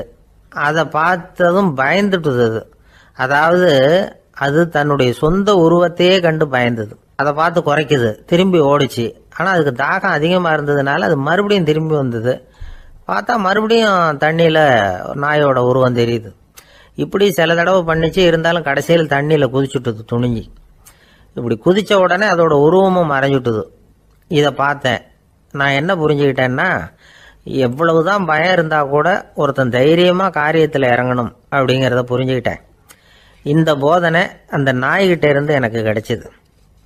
இது ஒன்று. அடுத்தது என்னுடைய 3வது குரு யாருன்னா அது ஒரு சின்ன குழந்தை. நான் ஒரு சமயம் ஒரு நகரத்துக்கு போனேன். அங்கே ஒரு குழந்தை எரிகிற மெழுகுவத்தி ஒன்று எடுத்துக்கிட்டு வந்தது. நான் அந்த குழந்தைய பார்த்து வேடிக்கையாக கேட்டேன், ஏன் பாப்பா இந்த மெழுகுவத்தியை நீயாவே கொளுத்துனியா அப்படின்னு கேட்டேன். ஆமான்னுது அந்த குழந்தை. சரி, இந்த மெழுகுவத்தி முன்னாடி எரியாமல் இருந்தது, இப்போ எரியுது. இந்த மெழுகுவத்திக்கு வெளிச்சம் எங்கேருந்து வந்தது, அதை எனக்கு காட்ட முடியுமா அப்படின்னு கேட்டேன் அந்த குழந்தைகிட்ட. இதுக்கு அந்த குழந்தை சிரிச்சுக்கிட்டு அந்த மெழுகுவத்தியை ஊதி அணைச்சுட்டுது. அதுக்கப்புறம் என்னை பார்த்து கேட்டுது, இப்போ இந்த மெழுகுவத்தியின் வெளிச்சம் போனதை பார்த்தீங்க இல்லையா, அது எங்கே போச்சுன்னு எனக்கு சொல்லுங்க அப்படின்னுது. அந்த குழந்தை இப்படி கேட்டதும் என்கிட்ட இருந்த ஆணவம் அழிஞ்சுட்டுது. நான் படித்ததெல்லாம் அந்த வினாடியில் சுக்கு நூறாக போயிட்டுது. என்னுடைய முட்டாள்தனத்தை நான் உணர்ந்தேன் அப்படின்னு இவ்வளவும் அந்த ஞானி விவரமாக சொன்னாராம். அதனால் நாம் இன்னார்கிட்ட இருந்து தான் இதை கற்றுக்கணுங்கிறது இல்லை, யாருக்கிட்ட இருந்தும் எதையும் கற்றுக்கலாம். நம்மால் ஒருத்தன் ஒரு நாய் வளர்த்துக்கிட்டு இருந்தான். அந்த நாய்க்கு வால் கிடையாது. யாரோ ஏற்கனவே வெட்டி எடுத்துட்டாங்க. இந்த நாய் தான் சார் எனக்கு குரு, அதுகிட்டே இருந்து கூட நான் பாடம் கற்றுக்கிட்டு இருக்கிறேன் அப்படின்னா. அப்படி என்ன கற்றுக்கிட்டேன் இந்த வால் இல்லாத நாய்கிட்டே இருந்து அப்படின்னு கேட்டோம். நாம் யாருக்கிட்டையும் வாலாட்டக்கூடாது அப்படிங்கிற பாடத்தை அதுகிட்டே இருந்து தான் நான் கற்றுக்கிட்டேன் அப்படின்னா. விவசாயிகள் அவங்க விவசாயம் முன்னேறி இருக்கிற அளவுக்கு விவசாயிகளுடைய வாழ்க்கை தரம் முன்னேறலை. அந்த அளவுக்கு அவர்கள் நாட்டுக்காக உழைச்சிக்கிட்டு இருக்கிறாங்க. அந்த காலத்திலே அதை பற்றி ஒரு கதை சொல்றது உண்டு. ஒரு வயசான ஆள் நிலத்தில் ஏறு ஊதுகிட்டு இருந்தாராம். கிழிஞ்சு போன ஒரு சின்ன துண்டை தான் இடுப்பில் கட்டியிருந்தாராம். தலையில் ஒரு கந்தலை சுற்றி இருந்தார். உடம்பு பூரா சேரு, ரொம்ப ஏழை. ஏறு ஓட்டிகிட்டு இருக்கிறவர் வேற எப்படி இருப்பார்? இருந்தாலும் அந்த ஆள் ரொம்ப ஜாலியாக பாட்டு பாடிக்கிட்டே ஏறு ஊதுகிட்டு இருந்தாராம். உடம்புல தான் அவர் ஏழையை தவிர மனசில் ஒரு ஏழையா தெரியல. அந்த சமயத்தில் அந்த நாட்டு ராஜா அந்த பக்கமாக குதிரை மேலே வந்தாராம். வேட்டைக்கு போயிட்டு பரிவாரங்களோடு திரும்பி வந்துகிட்டு இருக்கிறார். ரொம்ப செல்வ செழிப்புல இருக்கிற ராஜா அவர் இந்த வயசான விவசாயியை பார்த்துருக்கார். இந்த ஆள் ரொம்ப ஏழைங்கிறது அவர் பார்த்தாவே பளிச்சுன்னு தெரியுது. கட்டிக்கிறதுக்கு நல்ல துணி இல்லை, உடம்போ இழைச்சி போயிருக்குது, வயது முதுகுல போய் ஒட்டிக்கிட்டு இருக்கு, கண்ணு குழு விழுந்து போயிருக்குது. ஆனாலும் முகத்தை பார்த்தா சந்தோஷமா இருக்கிற மாதிரி இருக்கு. இவ்வளவு உற்சாகமா பாடிக்கிட்டு இருக்கிறாரு அப்படின்னு ஆச்சரியமா நினைச்சு பார்த்தார் அந்த ராஜா. சரி, அவர்கிட்ட கொஞ்சம் பேச்சு கொடுத்து பார்க்கலாம் அப்படின்னு முடிவு பண்ணார். ஐயா பெரியவரே, இப்படி கொஞ்சம் வர முடியுமான்னாராம்.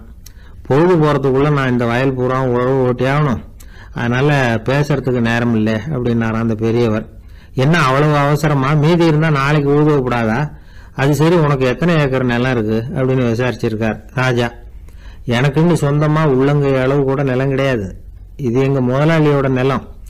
இதை பூராவும் ஊது முடிச்சாதான் அவர் கூலி கொடுப்பார். நான் கூலிக்கு ஊதுகிட்டு இருக்கிறேன். உங்ககிட்ட பேசிக்கிட்டு இருந்தா அவருக்கு துரோகம் பண்ணது மாதிரி ஆயிடும் அப்படின்னாராம். ராஜா குதிரையை விட்டு கீழே இறங்கினார். வரப்புல நடந்து அந்த பெரியவர் கிட்டே போனாராம். சரி, ஒரு நாள் பூரா ஊதான் உனக்கு எவ்வளவு கூலின்னு கேட்டிருக்கார். 8 அணா கூலி கிடைக்கும்னாராம் அவர். இது ரொம்ப காலத்துக்கு முன்னாடி நடந்த ஒரு சம்பவங்கிறதுனால அப்ப 8 அணா கூலிங்கிறது ரொம்ப பெருசு. இருந்தாலும் அதுவும் அந்த ராஜாவுக்கு பெரிய கூலியா தெரியல. இவ்வளவுதானா, இதை வச்சுக்கிட்டு நீ எப்படி காலம் தள்ளுற அப்படின்னாராம். ஒன்னும் கவலை இல்லை அப்படின்னாராம் அவரு. ராஜாவுக்கு ரொம்ப ஆச்சரியமா போச்சு. 8 அணா கூலி வாங்குற இந்த ஆளு கவலை இல்லாம இருக்கிறார், ஏராளமான வசதியோட இருக்கிறன்னா கவலை இல்லாம வாழ முடியலையே அப்படின்னு நினைச்சு பார்த்திருக்கார். அது சரி, 8 அணாவில் எப்படி குடும்பம் நடத்துற அப்படின்னு கேட்டாராம்.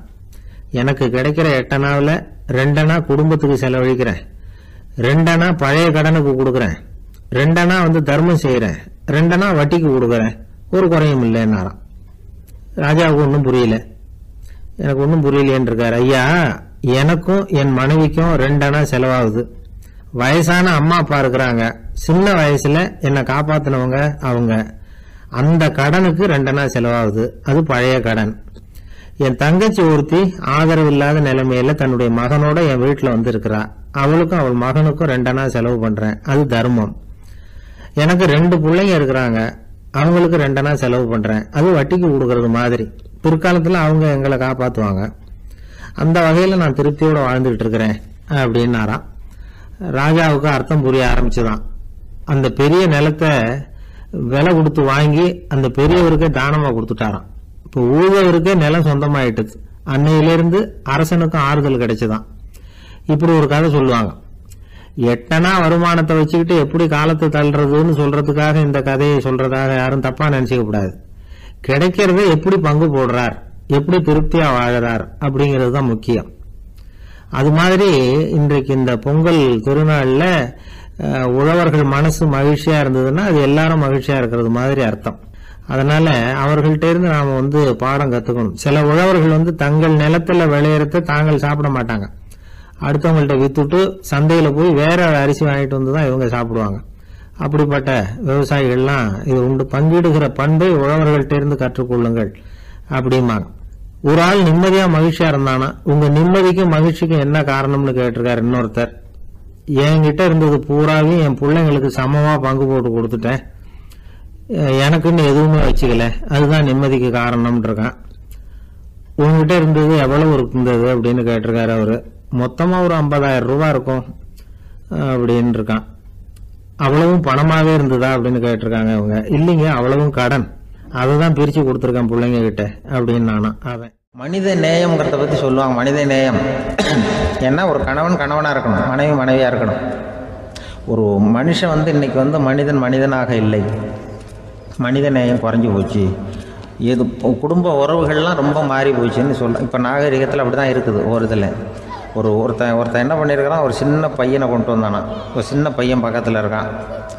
ஒரு பெரியவர் கேட்டிருக்காரு, யாரப்பா அந்த பையன் அப்படின்னு கேட்டிருக்காரு. இவன் சொன்னான்னா, இந்த பையன் எனக்கு தூரத்து உறவு, எனக்கு தூரத்து உறவுன்னு இருக்கான். சரி, தூரத்து உறவுன்னா எப்படி அப்படின்னு கேட்டிருக்கான். இந்த பையன் எங்கள் அப்பாவுக்கு 8வது புள்ள அப்படின்னானா. கூட பிறந்தவனே அவ்வளோ தூரமாக போயிட்டான், 8வதாக பிறந்தான். அப்படி இருக்கு குடும்ப உறவுகள்ங்கிறது. மனுஷனுக்கு வேல்யூ விஞ்ஞானம் எப்படி போட்டிருக்குன்னா, ஒரு மனித உடம்பில் இருக்கிற கால்சியத்தை மட்டும் தனியாக எடுத்தால் ஒரு சின்ன ரூமுக்கு வெள்ளை அடிக்கலாமா. ஒரு மனுஷ உடம்புல இருக்கிற பாஸ்பரஸை மட்டும் தனியாக எடுத்தால் ஒரு 40 நெருப்பு குச்சி தயார் பண்ணலாம். ஒரு மனுஷ உடம்புல இருக்கிற இந்த கொழுப்பு சத்தை மட்டும் தனியாக எடுத்தால் ஒரு 7-8 சோப்பு கட்டி தயார் பண்ணலாம். அது மாதிரி ஒரு மனுஷ உடம்புல இருக்கிற இரும்பு சத்தை மட்டும் தனியாக எடுத்தால் ஒரு 2 அங்குல ஆணி 2 செய்யலாம். இவ்வளவுக்கும் விலை போட்டால் 42 ரூபா 50 காசு. இதுதான் மனுஷனுக்கு விஞ்ஞானம் போட்டிருக்கிற விலை. அது எப்போ அது ஒசரும்னா, அவன் மனுஷனாக இருக்கிற வரைக்கும் இருக்கிறப்ப. அதுவும் செத்து போனால் அதுவும் கிடையாது, செத்து போனால் அதுவும் குறைஞ்சிரும். மிருகங்களுக்கெல்லாம் அப்படி இல்லை, செத்ததுக்கு அப்புறம் விலை கூடும். அங்கெல்லாம் எல்லா ஊர்லேயும் பார்த்திங்கன்னா உயிர் கோழி 50 ரூபா, உரிச்ச கோழி 60 ரூபான்னு போட்டிருக்கோம். செத்ததுக்கு அப்புறம் 10 ரூபா அதிகம். மனுஷனை நீ உயிர் மனுஷன் 42 ரூபா 50 காசு, செத்ததுக்கு அப்புறம் 52 ரூபான்னா நீயே வச்சுக்கிடாது, எனக்கு எது கண்டு போடும். அவன் எப்போ அவனுக்கு வேல்யூ கூடும்னா, மனிதன் மனிதனாக வாழும்பொழுது தான் வேல்யூ கூடும். குடும்பத்தில் அந்த அந்த பாசத்தோடு வாழணும்னு கடவுள்கிட்ட கேட்டு சொன்னாங்களே, அதுதான். இந்த சமூகங்கிறதும் ஒரு பெரிய குடும்பம்தான். அதனால தான் இந்த நாட்டுக்கு உள்ள பெருமையை எல்லாரும் ஒற்றுமையாக இருந்தால் எதையும் சாதிக்கலாம்ங்கிறது தான் இந்த நாட்டுக்கு உள்ள பெருமை. அப்படி நிரூபித்தோம். அதனால் சமூகங்கிறதும் ஒரு குடும்பம் மாதிரி இருக்கிறது தான் பெருசு. இப்போ சில இதெல்லாம் இப்போ ஜாதி மத வேறுபாடெல்லாம் நம்முடைய முன்னேற்றத்தை தடுக்கும். விலங்குகள் நம்மளோட மேலானது. அதான் ஒரு ஊரில் ஒரு சிவன் கோயில் இருந்து தான். சிவன் கோயிலில் அந்த புறாவெல்லாம் வளர்ந்துக்கிட்டு இருந்திருக்கு. அந்த மாடத்தில், சிவன் கோயில் மாடத்தில் புறாவெல்லாம் கூடியிருந்திருக்கு. உடனே அதுக்கு கும்பாபிஷேகம் பண்ணுறதுக்காக ஊரில் திட்டம் போட்டாங்க. சிவன் கோயிலுக்கு வெள்ளடிக்க ஆரம்பித்தாங்க. வர்ணம் பூச ஆரம்பித்ததும் அதுக்கு சாரம் கட்டுவாங்கள்ல, அந்த குச்சியெல்லாம் வச்சு சாரம் கட்டுவாங்க. உடனே இந்த புறாவெல்லாம் என்ன பண்ணிச்சான், இனிமேல் நம்ம இங்கே வெள்ளை அடிக்கிறாங்க, கும்பாபிஷேகம் வருது, நம்ம இங்கே குடியிருக்க முடியாது, எதிர்த்தாப்புல எங்கே போகலான்னு பார்த்துருக்கு. இந்த உயரம் கோபுரத்தில் இருந்த புறாவெல்லாம் எதிர்த்தாப்புல ஒரு மாதா கோயில் இருந்திருக்கு, சர்ச்சு. அங்கே சில மாடங்களில் புறாவெல்லாம் இருக்குது, சில மாடம் இருக்குது. உடனே நம்மளாம் அங்கே போயிடும் கொஞ்சம் காலத்துக்குன்னு எல்லாம் புறப்பட்டு இந்த மாதா கோயிலுக்கு போயிடுது. அங்கே போனால் அங்கே இருக்கிற புறாவோடு சேர்ந்து இதுவும் குடியிருந்துகிட்ருக்கு. கொஞ்ச நாள் என்னாச்சு, அங்கே கிறிஸ்மஸ் வந்துட்டுது. கிறிஸ்மஸ் வந்ததும் சரி இங்கேயும் வெள்ளடிக்க ஆரம்பிக்கிறாங்க. நம்ம மறுபடியும் எங்கடா போகிறதுன்னு பார்த்தா அங்கே இருக்கிற புறாவோட சேர்ந்து இதுவும் சேர்ந்து நேராக ஒரு பள்ளிவாசல் இருந்தது. எதுக்கு அங்கே இருக்கிற மாடத்தில் போய் அங்கே குடியேறிட்டுது எல்லாம். அங்கே போனால் அங்கே ரமலான் மாதம் ரம்ஜானுக்காக அதையும் புதுப்பிக்க ஆரம்பித்தாங்க. இது என்ன பண்ணுறதுன்னு சொல்லி இந்த 3 செட்டு புறாவும் சேர்ந்து என்ன பண்ணிச்சு, எங்கே போகலான்னு பார்த்தா மறுபடியும் அதுக்குள்ளே இந்த சிவன் கோயிலில் கும்பாபிஷேகம் முடிஞ்சு போச்சான், முடிஞ்சிருக்கு. அங்கே போடுவோம் எல்லாருன்னு சொல்லி எல்லா புறாவும் அந்த சிவன் கோயிலுக்கு வந்துடுது. அங்கே போய் மாடத்தில் அதை குடியிருந்துட்டுது. அப்போ திடீர்னு ஒரு நாள் பார்த்தா ஒரே கலவரம் பூமியில் எல்லாம் ஒருத்தன் அருவாளை தூக்கிட்டு நிற்கிறான், குச்சி எடுத்து ஒருத்தனை சுட்டுக்கிறான், ஒரே கலவரம், சத்தம், ஒரே மத கலவரம் வந்துட்டுது ஊரில். அப்போது புறாவெல்லாம் மாடத்தில் இருந்துக்கிட்டு ஒரு குஞ்சு புறா அவங்க அம்மாட்ட கேட்டுதான், இது என்ன, இந்த மனுஷனுக்கு என்னாச்சு, அவன் கத்தியை தூக்கிட்டு நிற்கிறானே அப்படின்னு கேட்டுதான். ஒரு குஞ்சு புறா அவங்க அம்மாட்ட கேட்டுதான், அம்மா புறா. இப்போ அம்மா அந்த புறா சொல்லிச்சான், மனுஷனுக்கு இப்போ மதம் பிடிச்சிருக்கு, அதான் கத்தியை தூக்கிட்டு நிற்கிறான் அப்படின்ட்டுருக்கு. இப்போ நமக்கெல்லாம் பிடிக்கலையே அப்படின்னு தான். அப்போ அந்த புறா சொல்லிச்சான், அந்த பாருமா, நாம் இந்த சிவன் கோயிலில் இருந்தாலும் நமக்கு புறான்னு தான் பேர், இந்த மாதா கோயிலுக்கு போனாலும் நமக்கு புறான்னு தான் பேர், பள்ளிவாசலுக்கு போனாலும் நமக்கு புறான்னு தான் பேர். அந்த மனுஷன் அப்படி இல்லை, அவன் இங்கே இருக்கிற வரைக்கும் இந்துன்னு சொல்லுவான், அங்கே மாதா கோயிலில் இருந்தான்னா கிறிஸ்தவன்னு சொல்லுவான், பள்ளிவாசலில் இருந்தான்னா முஸ்லீம்னு சொல்லுவான். அப்போ இப்போ குஞ்சு புறா, அது என்ன இப்படி பண்ணுறாங்க மனுஷங்க, இப்போ அவங்கள விட நம்ம வசதி போல் இருக்க, நம்ம தேவலாம் போல் இருக்க அப்படின்னு தான் அந்த குஞ்சு புறா. அப்போ அந்த தாய் புறா சொல்லிச்சான், உண்மைதான், அதனால தான் நம்ம மேலான இடத்துல இருக்கிறோம், அவன் கீழே நிற்கிறான் என்னமோ அப்படின்னு சொல்லிச்சான். இதுதான் அந்த குடும்பம்ங்கிறது, சமுதாயம்ங்கிறது ஒரு பெரிய குடும்பம். அது இந்த புறாகிட்டேருந்து மனுஷன் கற்றுக்க வேண்டியிருக்கு. அப்படி இருக்குது இன்றைக்கி மனுஷனுடைய நிலைமை. அதை புரிஞ்சுக்கணும். அப்படி தான் ஒவ்வொரு இதுலேயும் நாம் நடந்து கொள்ள வேண்டியிருக்குது. மிருகங்கள்டேருந்து கற்றுக்கிற வாய்ப்பெல்லாம் இருக்குது. அப்படி சொல்லுவாங்க. ஒருத்தர் வேகமாக வந்தார், அவசரமாக ஒரு செய்தித்தாள் வாங்கினார், அதை விட வேகமாக அங்கேயே நின்றுக்கிட்டு அதை புரட்டினார். ஒரு நிமிஷம் என்னத்தையும் ஆர்வமாக பார்த்தார், அதுக்கப்புறம் நிதானமா பேப்பரை மடிச்சு வச்சுக்கிட்டு அவசரம் இல்லாம நடந்து போனார். அவர்கிட்ட மெதுவா போய், அப்படி என்னத்த சார் அவ்வளவு ஆர்வமா பாத்தீங்க அப்படின்னு கேட்டோம். கடையில பேப்பர் வாங்கின உடனே முதல் காரியமா அதை பாத்துருவேன் சார் அப்படின்னார். ஏதேன்னு கேட்டோம். அதுதான் சார் ராசி பலன், அதை பார்த்தாதான் எனக்கு எல்லாமே சரியா ஓடும் அப்படின்னார். அது சரி சார், ராசி பலன்ல என்ன போட்டிருக்கு அப்படிங்கறத பாக்குறீங்க, சரி அதுல போட்டிருக்கிறது பிரகாரம் அன்னைக்கு சரியா நடக்குதா அப்படின்னு கேட்டோம். நடக்குதா இல்லையானெல்லாம் சரி பார்த்துட்டு இருக்க மாட்டேன் சார், காலையில அதை பார்க்கணும், அதுல ஒரு ஆவல், அவ்வளவுதான். கிட்டத்தட்ட எல்லாருமே இதே மாதிரி ஒரு ஆர்வத்துலதான் அதை பார்த்துட்டு இருக்கிறாங்க. ராசி பலன் பாக்குற பழக்கம் தமிழர்கள் கிட்ட ரொம்ப அதிகமா இருக்குதுங்கிறார் ஒரு பேராசிரியர். அவர் எழுதியிருந்த ஒரு ஆய்வு கட்டுரை ஒண்ணு சமீபத்துல படிச்சோம். ராசி பலன் போடாம வர்ற நாளிதழ்கள் இங்க ரொம்ப குறைச்சல், அது போட்டாதான் அதிகமா விற்பனை ஆகுது. அதனால அதுல நம்பிக்கை இல்லாதவங்க கூட அதை போட்டுக்கிட்டு இருக்கிறாங்க. ரொம்ப வேடிக்கை சார், மெட்ராஸ்ல பேப்பர் வாங்கி தன்னோட ராசி பலன் பார்த்துட்டு பெங்களூர்ல ஓடுற குதிரை மேல பணம் கட்டுறவங்களும் உண்டு. ராசி பலன் பார்த்துட்டு லாட்டரி சீட் வாங்குறவங்களும் உண்டு. இந்தியாவில் அச்சாகிற மொத்த லாட்டரி சீட்ல 70% தமிழ்நாட்டில தான் விற்பனை ஆகுதான். இது முன்னாடி இங்க அனுமதி இருந்த காலத்துல உள்ள கணக்கு. இப்பதான் அதை கட்டுப்பாடு பண்ணியாச்சு. வான் மண்டலம் பூ மண்டலத்தை பாதிக்கிறது உண்மைதான். அதை அறிவியல் பூர்வமா சிந்திக்கணும். அதை விட்டுட்டு இன்று நண்பரால் பண வரவு அப்படின்னு ராசி பலன் பார்த்துக்கிட்டு இருக்கிறோம். நம்முடைய நண்பன் இன்னைக்கு பணம் கொண்டாந்து கொடுக்க போறான்ங்கிறது ஆகாயத்துல உள்ள நட்சத்திரத்துக்கு எப்படி தெரியும்? அதுவும் இல்லாம இங்க உள்ள நண்பர்கள் எந்த காலத்துல பணம் கொண்டாந்து கொடுத்துருக்காங்க. நண்பர்களை பக்கத்திலேயே இருந்து பாக்குற நம்மாலேயே புரிஞ்சுக்க முடியல. எங்கேயோ இருக்கிற நட்சத்திரத்துக்கு என்ன தெரியும்? ஒரு காலத்துல நாம வாழ்கிற இந்த பூமி ஒரே இடத்துல நிலையா நிக்குதுன்னு, சூரியனும் சந்திரனும் பூமியை சுத்திக்கிட்டு வருதுன்னு நம்பிக்கிட்டு இருந்தோம். அந்த காலத்துல உருவான ராசி பலன் கொள்கையை சூரியனை சுத்தி தான் பூமி வருதுன்னு தெரிஞ்சுக்கிட்ட இந்த காலத்திலயும் நம்பிக்கிட்டு இருக்கிறது ரொம்ப வினோதம் தான். இந்த ராசி பலன் பாக்குற பழக்கம் நம்முடைய ஊக்கத்தை இழக்க செய்யக்கூடிய ஒரு பழக்கம். அது வேண்டியது இல்லைங்கிறது தான் அறிவாளிகள் கருத்து. இப்போ ஒரு உதாரணத்துக்கு நாமே ஒரு சோதனை செஞ்சு பார்ப்போமே. ஒரே நாள் வந்த தினசரி பேப்பர்கள் சிலதை எடுத்துக்கிட்டோம். அதுல ஒரே ராசிக்கு ஒவ்வொரு பேப்பர்லயும் என்ன பலன் போட்டிருக்கு பார்க்கலாமா? என்னுடைய நண்பர் ஒருத்தர் ராசிக்கு ஒவ்வொரு செய்தித்தாள்லயும் என்ன ராசி பலன்னு பார்த்தோம். ஒரு பேப்பர்ல செலவும் சிரமமும் அப்படின்னு போட்டிருக்கு, இன்னொரு பேப்பர்ல சுலபமாக நன்மை அப்படின்னு போட்டிருக்கு. இதுல எதை நம்புறது? நீங்களும் ஒரு நாள் இதை சோதிச்சு பாருங்க. பல பேப்பர் வாங்கி உங்க ராசிக்கு ஒவ்வொரு பேப்பர்லயும் என்ன போட்டிருக்குன்னு பாருங்க. எல்லாம் ஒரே விதமா இருக்காது, மாறி மாறி இருக்கும். என்னுடைய நண்பர் ஒருத்தர் நானும் ஒரு நாள் கடையில பேப்பர் வாங்கணும். நண்பர் ராசி பலன்ல எல்லாம் ரொம்ப நம்பிக்கை இல்லாதவர். இருந்தாலும் நான் பேப்பர் வாங்கின உடனே உங்க ராசி என்ன சொல்லுங்க, பலன் என்னன்னு பாக்கலாம்னு. அவர் சிரிச்சுக்கிட்டு அதெல்லாம் டூப்புங்க, அதை ஏன் பாக்குறீங்க, சும்மா சொல்லுங்கன்னு. என் ராசி தனுசு, அதுல பண வரவுன்னு போட்டிருக்கோம் அப்படின்னாரு. நான் பார்த்தேன், ஆச்சரியப்பட்டு போயிட்டேன். பண வரவுன்னு தான் போட்டிருக்கு சார், அது எப்படிங்க பார்க்காமலே கரெக்டா சொல்லிவிட்டீங்க அப்படின்னு கேட்டேன். அவர் மெதுவா கிட்ட காதோட காதா சொல்றாரு, அந்த பேப்பருக்கு தினமும் ராசி பலன் எழுதி கொடுக்கறதே நான் தான் சார் அப்படின்னாரு. அமெரிக்க ஜனாதிபதி ஆப்ரஹாம் லிங்கன் ஒரு நாள் தன்னோட கோச்சு வண்டியில தலைநகரான வாஷிங்டனுக்கு போயிட்டு இருக்கிறார். கோச்சு வண்டி ஒரு சாலையில போயிட்டு இருக்கு. அந்த சாலைக்கு ஒரு பக்கத்துல பயங்கரமான சதுப்பு நிலம். சதுப்பு நிலம்னா அது புதைகுழி, புதை மணல்ங்கிறோம்ல, அது மாதிரி. அந்த சதுப்பு நிலத்துல யாராவது மாட்டிக்கிட்டா அவ்வளவுதான், ஆளை கொஞ்சம் கொஞ்சமாக உள்ள அமுக்கிவிடும். தப்பிச்சு கரையேறது கஷ்டம். அப்படிப்பட்ட நிலம் அது. ஆப்ரஹாம் லிங்கன் ஏதோ ஒரு முக்கியமான அரசாங்க வேலையாக போயிட்டு திரும்பி வந்துகிட்டு இருக்கிறார். அதனால் அந்த சமயத்தில் அவர் விலை வசந்த ஆடைகளை அணிஞ்சிருக்கிறார்.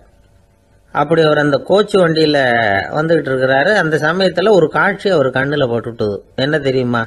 ரோட்டுக்கு பக்கத்தில் இருந்த சதுப்பு நிலத்தில் ஒரு இளம் பன்றி குட்டி சிக்கிக்கிட்டு தவிச்சிக்கிட்டு இருக்குது. பரிதாபமாக கத்திக்கிட்டு இருக்குது. அதை பார்த்தார் லிங்கன். அவருக்கு இன்னும் மாதிரி ஆயிட்டுது. உடனே வண்டியை நிறுத்த சொன்னார். கீழே இறங்கினார். தன்னோட விலை வசந்த ஆடைகளை பற்றி லட்சியம் பண்ணவே இல்லை. தனக்கே ஆபத்து வரலாம்ங்கிறத பற்றியும் கவலைப்படலை. தான் ஒரு குடியரசுத் தலைவருங்கிறத பற்றியும் அவர் நினச்சி பார்க்கல. நேராக அந்த சதுப்பு நிலம் பக்கமாக போனார். அந்த சேத்துல இறங்கி பன்றிக்குட்டியை காப்பாற்றி கரைக்கு கொண்டுட்டு வந்து சேர்த்துட்டார். அதுக்கப்புறம் நிம்மதியாக கோச்சு வண்டியில் ஏறி வெள்ள மாளிகைக்கு வந்து சேர்ந்தார். ட்ரெஸ்ஸு உடம்பு பூரா சேரு சகதி. பார்க்குறவங்களுக்கெல்லாம் ஆச்சரியமாக போச்சு. அவங்களுக்கு ஒன்றும் புரியல. இவர் நேராக ட்ரெஸ்ஸு மாற்றிக்கிறதுக்காக போனார். கோச்சு வண்டி ஓட்டிகிட்டு வந்தவங்கிட்ட போய் எல்லாரும் கேட்டாங்க என்ன ஆச்சு அப்படின்னு. அவர் வர்ற வழியில் நடந்த விவரத்தை சொன்னார். ஆப்ரஹாம் லிங்கனுடைய இந்த இறக்க குணத்தை எல்லாரும் பாராட்டினாங்களாம், புகழ்ந்தாங்களாம். ஆனால் இதுக்கு லிங்கன் என்ன பதில் சொன்னார் தெரியுமா? தயவு பண்ணி இந்த புகழ்ச்சியான பேச்சையெல்லாம் ஒதுக்குங்க, அதெல்லாம் வேணாம். அந்த சின்ன பிராணி சகதியில் மாட்டிக்கிட்டு துடிச்சிக்கிட்டு இருந்தது. அதை பார்த்தேன். உடனே என்னுடைய இதயத்தில் ஒரு முள்ளு தைச்சது மாதிரி ஒரு உணர்வு. அந்த முள்ளை பிடுங்கி எறிஞ்சேன், அவ்வளவுதான். உண்மையில் அந்த பிராணிக்கு நான் உதவினேங்கிறத விட எனக்கு ஏற்பட்ட இன்னலை போக்கிக்கிட்டேன் அப்படிங்கிறது தான் உண்மை. அதுதான் பொருத்தம். அப்படி இருக்கிறப்போ இதில் புகழறதுக்கு என்ன இருக்குது அப்படின்னாரு ஆப்ரஹாம் லிங்கன். எவ்வளவு யதார்த்தமான வார்த்தைகள் பாருங்க. இந்த காலத்தில் நம்மளையும் பல பேர் அப்படி உண்டு. நீச்சல் தெரியாத ஒரு ஆள் தண்ணியில் இறங்கிட்டான். தண்ணி ஆழம்ங்கிறது அப்புறமா தான் தெரிஞ்சுது. தத்தளிக்க ஆரம்பிச்சுட்டான். வாழ்னு கத்துறான். கரையில் நின்றுட்டு இருந்த ஒருத்தர் இதை பார்த்தார். உடனே அவருக்கு இதயத்தில் முள்ளு தைச்சது மாதிரி ஒரு உணர்வு. உடனே குபீர்னு தண்ணியில் பாஞ்சார். அவரை காப்பாற்றி கரைக்கு கொண்டுட்டு வந்து சேர்த்தார். இதை பார்த்துக்கிட்டு இருந்த இன்னொருத்தர் காப்பாற்றின அந்த ஆளை பாராட்டி புகழ்ந்தார். என்ன புகழாதீங்க சார் அப்படின்னார் அவர். ஏன்னு கேட்டார் இவர். நான் அந்த ஆளை ஏன் காப்பாற்றினேன் தெரியுமா? அவன் நேற்றுக்கு என்கிட்ட 300 ரூபா கடன் வாங்கியிருக்கிறான். இவன் தண்ணியில் போட்டான்னா நான் கொடுத்த கடனும் தண்ணியில் போடும்.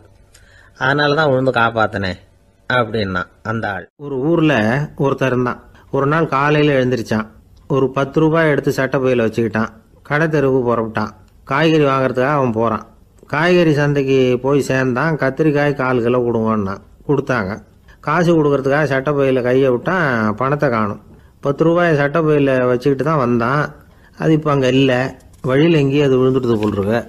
அல்லது யாராவது திருடர்கள் தெரியாமல் அதை எடுத்துக்கிட்டு போட்டாங்களா என்னன்னு தெரியல. எப்படியோ 10 ரூபாயை அவன் இழந்துட்டான். கையில் காசு இல்லை. அதனால் கத்திரிக்காயை திருப்பி கொடுத்துட்டு கவலையோடு வீட்டுக்கு திரும்பி வந்தான். அதையே நினச்சிக்கிட்டு இருந்தான். அவனுக்கு துக்கம் அதிகமாக போச்சு. அழ ஆரம்பிச்சிட்டான். காய்கறிகள் வாங்கிட்டு வந்து ஆனந்தமாக சமைச்சு சாப்பிட்லாம்னு நினச்சோம். அது முடியாமல் போச்சேங்கிற கவலை அவனுக்கு. அதனால் அதை மறக்கவே முடியல. இது நடந்து கொஞ்ச நாள் ஆச்சு. அதே மனுஷன் இன்னொரு நாள் அதே மாதிரி புறப்பட்டான். பணத்தை எடுத்து பையில் வச்சுக்கிட்டான். காய்கறி சந்தையை நோக்கி போய்கிட்டு இருக்கிறான். இப்போ வழியில் ஒரு ஏழை பையனை பார்த்தான். தம்பி எங்கே போகிற அப்படின்னு கேட்டான். ஐயா பள்ளிக்கூடத்துக்கு போயிட்டு இருக்கிறேன் அவன். சரி அதுக்கே எவ்வளவு கவலையோடு போயிட்டு இருக்கிற அப்படின்னு விசாரித்தான் அவன். ஐயா நான் ரொம்ப ஏழை, வீட்டில் வசதி இல்லை, பரீட்சைக்கு பணம் கட்டணும், இன்னைக்கு கடைசி நாள், என்ன செய்யறதுன்னு தெரியலன்னா. இவன் பார்த்தான். தாங்கிட்ட இருக்கிற பணத்தை எடுத்து அந்த பையன்கிட்ட கொடுத்தான். இதை வச்சுக்கோ, உடனே பணத்தை கட்டு, நல்லா படி, பரீட்சை எழுது அப்படின்னு சொல்லிவிட்டு திரும்பி வந்துட்டான். வெறுங்கையோடு திரும்பி வந்தோம். வீட்டில் கேட்குறாங்க எங்கே காய்கறின்னு வழக்கம் போல் கேட்டாங்க. இவன் நடந்ததை சொன்னான். இப்போ வீட்டில் இருந்தவங்க அவங்ககிட்ட ஒரு கேள்வி கேட்டாங்க. ஏங்க இதே மாதிரி முன்னாடி ஒரு தடவை காய்கறி வாங்க போய் வெறுங்கையோடு திரும்பி வந்தீங்க, இப்போவும் வெறுங்கையோடு தான் திரும்பி வந்திருக்கிறீங்க. ஆனால் முன்னாடி வந்தப்போ வருத்தமாக இருந்தீங்க, இப்போ உங்கள் முகத்தில் வருத்தம் தெரியலையே அப்படின்னு கேட்டிருக்கிறான். அதாவது வீட்டில் இருக்கிறவங்க கேட்டாங்களாம். இப்போ அந்த மனுஷன் யோசிக்க ஆரம்பித்தானான். இந்த 2 நிகழ்வுகளுக்கு என்ன வித்தியாசம்? போன தடவை அவன் பணத்தை இழந்தான், இந்த தடவை அவன் பணத்தை இழந்திருக்கிறான். போன தடவை யாரோ திருடிட்டு போயிட்டாங்க, இந்த தடவை அவனாவே ஒரு பையன் பேரில் இறக்கப்பட்டு எடுத்து கொடுத்துருக்குறான். அன்னைக்கு பணம் போயிட்டுதேன்னு வருத்தமாக இருந்தது, இன்னைக்கு பணம் போனாலும் மனசுக்கு மகிழ்ச்சியாக இருக்குது, நிறைவாக இருக்குது. கொஞ்சம் யோசிச்சு பாருங்கள். பணத்தை இழந்தது மகிழ்ச்சிக்கோ வருத்தத்துக்கோ காரணமாக இருக்க முடியாது. அப்படின்னா வேற எது காரணம்? அன்றைக்கு பணத்தை இழந்துட்டேன்னு அழுதான், இன்றைக்கு பணத்தை இழந்தாலும் மகிழ்ச்சியாக இருக்கிறான். ஆகவே மகிழ்ச்சிக்கும் துக்கத்துக்கும் இழப்பு காரணம் அல்ல, இழப்பு பற்றிய நம்முடைய அறிவு தான் காரணம் அப்படிங்கிறது பெரியவர்களுடைய கருத்து. எந்த பொருளும் நமக்கு கவலையை உண்டு பண்ணுறதில்ல, அந்த பொருள் பேரில் நாம் வைக்கிற பற்று தான் கவலையை உண்டு பண்ணுது. பொருள்கள் நம்ம விட்டுட்டு போயிட்டா நாம் அழுதுகிட்டு இருக்கிறோம், நாமே அதுகளை விட்டுட்டு வந்துட்டா மகிழ்ச்சியாக இருக்கிறோம். இந்த உண்மையை புரிஞ்சுக்கிட்டு நம்முடைய வாழ்க்கையை நல்ல விதமாக அமைச்சிக்கணும். ஒரு ஆள் அழுதுகிட்டு இருந்தான், ஏன்டா அழுகுறேன்னு கேட்குறார் ஒருத்தர். இழக்கிறதுக்கு எதுவும் இல்லை அதனால் அழறேன்னா. என்னடா சொல்கிறேன்னார். கிட்ட வாங்க சொல்கிறேன்னா. இந்த மணி பர்ஸை வேற ஒருத்தன் பாக்கெட்லேருந்து திருடினேன், அப்புறம் தான் புரிஞ்சுது அவங்ககிட்ட இழக்கிறதுக்கு எதுவும் இல்லைங்கிறது. ஆமாங்க, இது காலி பர்ஸு, அதனால் இப்போ அழுதுகிட்டு இருக்கிறேன், திருடியும் பிரயோஜனம் இல்லை அப்படின்னு சொல்லிவிட்டு அழுதானா. கப்பல் கடலில் போய்கிட்டு இருக்கு, புயல் சூறாவளி அலையெல்லாம் பெருசு பெருசாக ரொம்ப உயரமாக உண்டாகுது. கடுமையான காற்றிலேயும் வேகமான அலைகள்லேயும் சிக்கி அந்த கப்பல் தடுமாறுது. திசை மாறி போச்சு, எந்த பக்கம் போயிட்டு இருக்கிறோம்னே தெரியல. அந்த கப்பலை செலுத்திக்கிட்டு இருந்த மாலுமி ரொம்ப சாமர்த்தியமாக செயல்பட்டார். தன்னுடைய அறிவாற்றலையும் திறமையையும் முழுமையாக பயன்படுத்தினார். அந்த கப்பலை கட்டுப்படுத்தினார். மெதுவாக அந்த சூறாவளியிலிருந்து கப்பலை காப்பாற்றி கரைக்கு கொண்டுட்டு வந்து சேர்த்துட்டார். மாலுமின்னு ஒருத்தர் இருந்ததுனால அந்த மரக்கலம் காப்பாற்றப்பட்டது. மாலுமின்னு ஒருத்தர் இல்லைன்னு வச்சுக்கோங்க, அந்த கப்பலோட கதி என்னவா இருக்கும் யோசிச்சு பாருங்க. ஒரு கோபக்காரனுடைய நிலைமையும் அப்படித்தானா. கோபக்காரன்கிறவன் ஒரு மாலுமி இல்லாத மரக்கலம் அப்படிங்கிறார் நபிகள் நாயகம். கொந்தளிக்கிற கடல்ல கொடுமையான அலைகளின் உச்சியில் அல்லல் படுகிற மரக்கலத்தை விட மோசமானது கோபக்காரனின் நிலைமை அப்படிங்கிறது அவருடைய கருத்து. அது மாதிரி இதுன்னு சொல்லல, அதை விட மோசம் இது அப்படிங்கிறார். ஏன் தெரியுமா? ஒரு கப்பல் கடல்ல தடுமாறினா அதை சரிப்படுத்த மாலுமி இருக்கிறார். அவர் தன்னுடைய சாமர்த்தியத்தினால அதை கட்டுப்படுத்தி சரியான வழிக்கு கொண்டுட்டு வந்துடுவார். ஆனால் கோபக்காரனுடைய நிலைமை அப்படி இல்லை அப்படிங்கிறார் நபிகள் நாயகம். மனித மனம் ஒரு மரக்கலம், அறிவு அதில் இருக்கிற மாலுமி. மாலுமி மரக்கலத்தை செலுத்துறான், அவனுக்கு கட்டுப்பட்டு அது ஓடுது. ஆனால் கோபக்காரனுங்கிற மனுஷங்கிட்ட அறிவுங்கிற மாலுமி சரியாக வேலை செய்ய மாட்டான். ஏன்னா கோபம் அந்த மாலுமியின் கண்களை அவிச்சிரும், காதுகளை கேட்காம பண்ணிவிடும். கண்ணையும் காதையும் மூடிவிட்டு கப்பலை ஓட்டுனா எப்படி ஓட்டுறது? அதனால் கோபக்காரன் மாலுமி இல்லாத மரக்கலம். இடி மின்னலில் மாட்டிக்கிட்டு கஷ்டப்படுற கப்பல் மாதிரி கஷ்டப்படுறான். பெரியவங்கள்லாம் என்ன சொல்கிறாங்க? உனக்கு கெடுதல் பண்ணவனுக்கும் நீ நன்மையை செய், எவருடைய விருப்பு வெறுப்பையும் பொருட்படுத்தாதே, பரம எதிரிக்கும் நீ நன்மை செய்ய ஆரம்பித்தா உன்னுடைய தூய நிலையை பார்த்துட்டு அவனும் உனக்கு நெருக்கமான நண்பனாக ஆயிடுவான். இதுதான் பெரியவங்க நமக்கு சொல்லியிருக்கிறது. புனித குரான் சொல்கிறது என்ன? தீமையை நன்மையை கொண்டே நீர் தடுத்து கொள்ளும் அப்படின்னு சொல்லப்பட்டிருக்கு. அதில் இன்னா செய்தாரை ஒருத்தல் அவர் நாண நன்னயம் செய்து விடல் அப்படிங்கிறார் திருவள்ளுவர். செல்வந்தர் ஒருத்தர்கிட்ட ஒரு சிறுவன் ஆடு மேய்ச்சிக்கிட்டு இருந்தானா. பெரியவர் அவனை கூப்பிட்டு, நீ நேராக போய் ஒரு ஆட்டில் உள்ள ரொம்ப நல்ல பகுதி எதுவோ அதை எடுத்துக்கிட்டு வா அப்படின்னாரான். இவன் போனான். ஒரு ஆட்டு உடம்புல இருந்த நாக்கு, இருதயம், இது ரெண்டையும் எடுத்துகிட்டு கொடுத்தானான். பெரியவர் வாங்கி பார்த்தார். அதுக்கப்புறம் இப்போ நீ போய் இன்னொரு ஆட்டில் இருக்கிற ரொம்ப கெட்ட பகுதி எதுவோ அதை எடுத்துகிட்டு வா அப்படின்னாரான். இவன் போய் எடுத்துகிட்டு வந்தான். அவன் கையில் இருந்தது மறுபடியும் அதே மாதிரி நாக்கு, இருதயம், இது ரெண்டும் தான். என்னது இப்பவும் அதையே கொண்டுட்டு வந்திருக்கிற அப்படின்னாரான் பெரியவர். இவன் சொன்னானா, ஒரு உடம்புல உள்ள ரொம்ப நல்ல பொருளும் இதுதான், ரொம்ப கெட்ட பொருளும் இதுதான் அப்படின்னானா. இளம் வயசில் இப்படி பதில் சொன்னவர் தான் பேரறிஞர் லுக்மானுல் ஹக்கீம் அவர்கள். கோபப்படாமல் இருந்தால் இது ரெண்டும் நல்லா வேலை செய்யும், கோபப்பட்டால் இது ரெண்டும் மோசமாக வேலை செய்யும். அதை புரிஞ்சுக்கிறதுக்காகத்தான் இன்றைக்கி இந்த தகவல். கோபம் வந்துட்டால் நாம் என்ன செய்கிறோங்கிறது நமக்கே தெரியாது. ஒருத்தர் டாக்டர்கிட்ட போனார் அவசரமாக. டாக்டர், எனக்கு இப்போ கடுமையான கோப வெறி, எனக்கு கண்ணு மண்ணு ஒன்றும் புரியல, உடனடியாக அதை கட்டுப்படுத்தணும், உடனே இதுக்கு ஏதாவது ஒரு மாத்திரை கொடுங்க ப்ளீஸ் அப்படின்னார். அந்த டாக்டரும் உடனே ஒரு மாத்திரையை கொடுத்து இதை உடனே போடுங்க, நான் தண்ணி கொண்டுகிட்டு வரேன்னு உள்ளே போனார். தண்ணியோடு திரும்பி வந்தார். இவர் சொன்னார், டாக்டர் நீங்கள் கொடுத்த மாத்திரை ரொம்ப பெருசாக இருந்தது, இருந்தாலும் கஷ்டப்பட்டு முழுங்கிட்டேன்னார். டாக்டர் சந்தேகத்தோட மேசையை பார்க்குறார். பார்த்தா மாத்திரை அங்கேயே இருக்குது, பேப்பர் வெயிட்டை காணல. ஒரு பூங்கா, அங்க ஒருத்தர் நின்றுட்டு இருக்கிறார், ஏதோ ஆழ்ந்த யோசனையில இருக்கிறார். அந்த பக்கமா இன்னொருத்தர் வந்தார், இவரை கவனிச்சார். என்ன யோசனைன்னு கேட்டார். எப்படி எழுந்திருக்கிறதுன்னு யோசனை பண்ணிட்டு இருக்கிறேன்னாரு. அவர் கேட்டவருக்கு ஒரு மாதிரி ஆயிட்டுது. ஏற்கனவே நின்றுட்டு இருக்கிற ஒருத்தர் எப்படி எழுந்திருச்சு நிக்கிறதுன்னு யோசிக்கிறாருன்னா அது ஆச்சரியம் தானே. அதுக்கப்புறம் இவர் யோசிக்க ஆரம்பிச்சார், என்ன இவர் இப்படி பேசுறாரு அப்படின்னு. கீழே விழுந்தாதானே எழுந்திருச்சு நிக்க முடியும். எழுந்திருக்கணும்னு நினைக்கிறவங்க முதல்ல கீழே விழணும். இவர் முதல்ல கீழே விழணும், அதுக்கப்புறம் தான் எழுந்திருக்கிறது எப்படின்னு சிந்திக்க முடியும். இந்த உலகத்துல எல்லாருமே கீழே விழுந்து எழுந்தவர்கள் தான். இப்ப இந்த குழந்தை பருவத்துல கீழே விழாம நடைபயில கற்றுக்கிட்டவங்க யாராவது உண்டா? சின்ன வயசுல ஒரு தடவை கூட கீழே விழல சார், அப்படியே பிறந்தாரு வளர்ந்தாரு பெரியவர் ஆயிட்டார் அப்படின்னு யாரையும் சொல்ல முடியாது. மனுஷங்கிறவன் விழுந்து புரண்டு எழுந்துதான் நடக்க கத்துக்கிறான். ஒரு உண்மையை நாம எல்லாரும் புரிஞ்சுக்கணும். இந்த உலகத்துல தவறு செய்யாத மனிதர்களே யாரும் கிடையாது. அப்படி இருக்கிறப்போ எப்போதாவது நாம தவறு பண்ணிவிட்டோம்னா அதுக்காக மனசு உடைஞ்சு போயிடக்கூடாது, வாழ்க்கையில வெறுப்பு வந்துடக்கூடாது. தவறு நடந்துட்டுதா அதுக்காக மனசு உடைஞ்சு போடாதீங்க, அதை ஒரு பாடமா எடுத்துக்கங்க. அதே தவறு மறுபடியும் நடக்காம வேணும்னா பாத்துக்கலாம், அது போதும். தடைக்கல்ல படிக்கெல்லாம் மாத்திக்கணும், இதுதான் இதுல முக்கியம். ஒரு அலுவலகம், அங்க ஒரு அதிகாரி, அவர் உயர்ந்த பதவியில் இருந்தார், சிறந்த நிர்வாகின்னு பேர் வாங்கினவர். அவர் தனக்கு கீழே வேலை செய்யறவங்க கிட்ட எல்லாம் சொல்லுவாராம், இந்த நிறுவனத்துல நீங்க எத்தனை தடவை வேணும்னாலும் தவறுகள் செய்யலாம், ஒரே விஷயம் என்னன்னா ஒரே தவறை மறுபடியும் செய்யக்கூடாது, அது முக்கியம் அப்படின்பாராம். இத மேம்போக்கா பார்த்தா அவர் ஏதோ தன்னுடைய ஊழியர்களை தவறு செய்ய தூண்டுறது மாதிரி தெரியும். ஆனா உண்மை அப்படி இல்ல. இன்னைக்கு என்ன நடக்குது தெரியுமா? அநேகமா எல்லா மனிதர்களுமே ஒரே தவறை தான் மறுபடியும் செய்யறாங்க.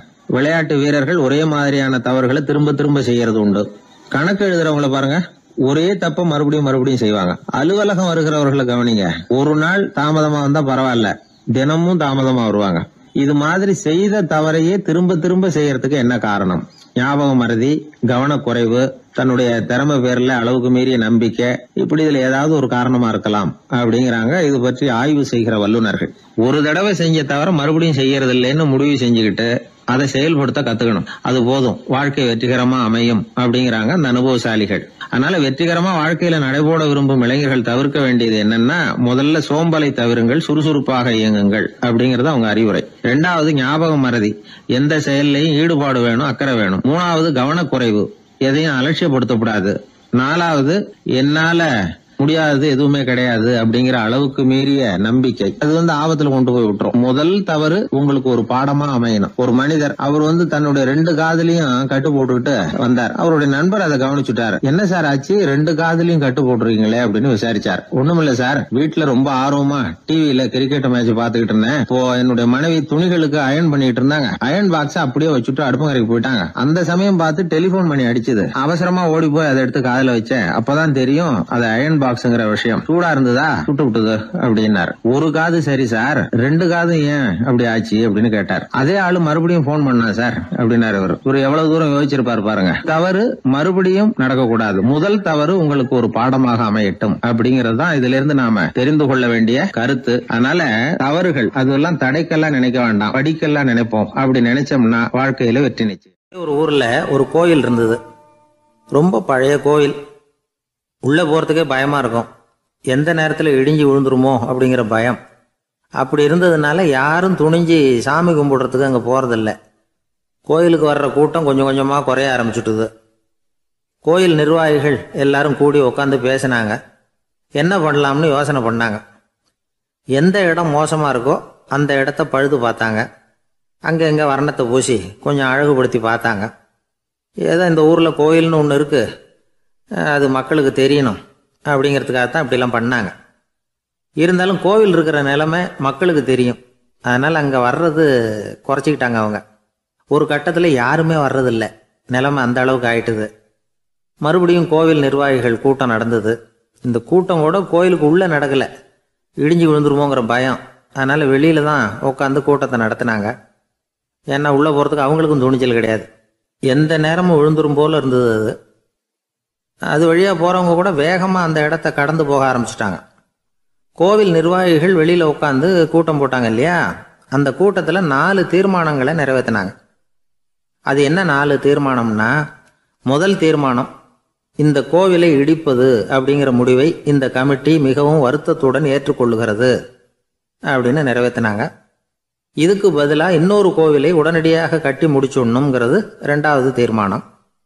3வது தீர்மானம் என்ன தெரியுமா? பழைய கோவிலின் கதவுகள், அதிலிருந்து பிரித்து எடுக்கிற செங்கல், இதையே புது கோவில் கட்டுவதற்கு பயன்படுத்தி கொள்ள வேண்டியது. பழைய கோவில் இருந்த மாதிரியே அதே வடிவத்தில் புது கோவிலையும் கட்ட வேண்டியது. பழைய கோவிலின் அஸ்திவாரத்தை அப்படியே வச்சுக்கிட்டு அதுக்கு மேலே நாம் கோவிலை கட்டிக்க வேண்டியது. இதுதான் 3வது தீர்மானம். இதையும் கமிட்டி முழு மனசோடு ஏற்றுக்கிட்டது. இது வரைக்கும் சரி. இப்போ அந்த கமிட்டி 4வதாக ஒரு முக்கியமான தீர்மானத்தை கொண்டுகிட்டு வந்து அதையும் ஏகமனதாக நிறைவேற்றி விட்டது. அது என்ன தீர்மானம்னா, புதிய கோவில் கட்டி முடிக்கிற வரைக்கும் பழைய கோவிலை இடிக்கிறதில்லை அப்படிங்கிற தீர்மானம். எப்படி இருக்குது பாருங்க இது. பழசை இடிக்காத வரையில் அதே இடத்துல புதுசாக எப்படி கட்ட முடியும்? பல விஷயங்களில் நாம் நடந்துக்கிற முறையும் இப்படி தான் இருக்குதான். வாழ்க்கையில் முன்னேறணும்னு ஆசைப்படுவோம். அதே நேரத்தில் அந்த முன்னேற்றத்துக்கு எது தடையாக இருக்கோ அதை விட்டு விடுறதுக்கும் மனசு வராது. வெளிநாட்டில் ஒரு பெரிய விருந்து நடந்துக்கிட்டு இருந்துதான். எல்லாரும் மது கோப்பையும் கையுமா அலைஞ்சிக்கிட்டு இருக்கிறாங்க. ஒருத்தர் மட்டும் கையில் எதுவும் இல்லாமல் ரொம்ப நல்ல பிள்ளையா சாதுவா ஒரு ஓரமாக தனியாக உட்காந்துருக்கிறார். அவர்கிட்ட நெருங்கி வாங்க மது சாப்பிடலாம் அப்படின்னு கூப்பிட்டாங்களாம். என்னை வற்புறுத்தாதீங்க, நான் என் மனசுக்குள்ளே உறுதியாக தீர்மானம் பண்ணிவிட்டேன் அப்படின்னாராம். என்ன தீர்மானம் பண்ணியிருக்கீங்க அப்படின்னு கேட்டு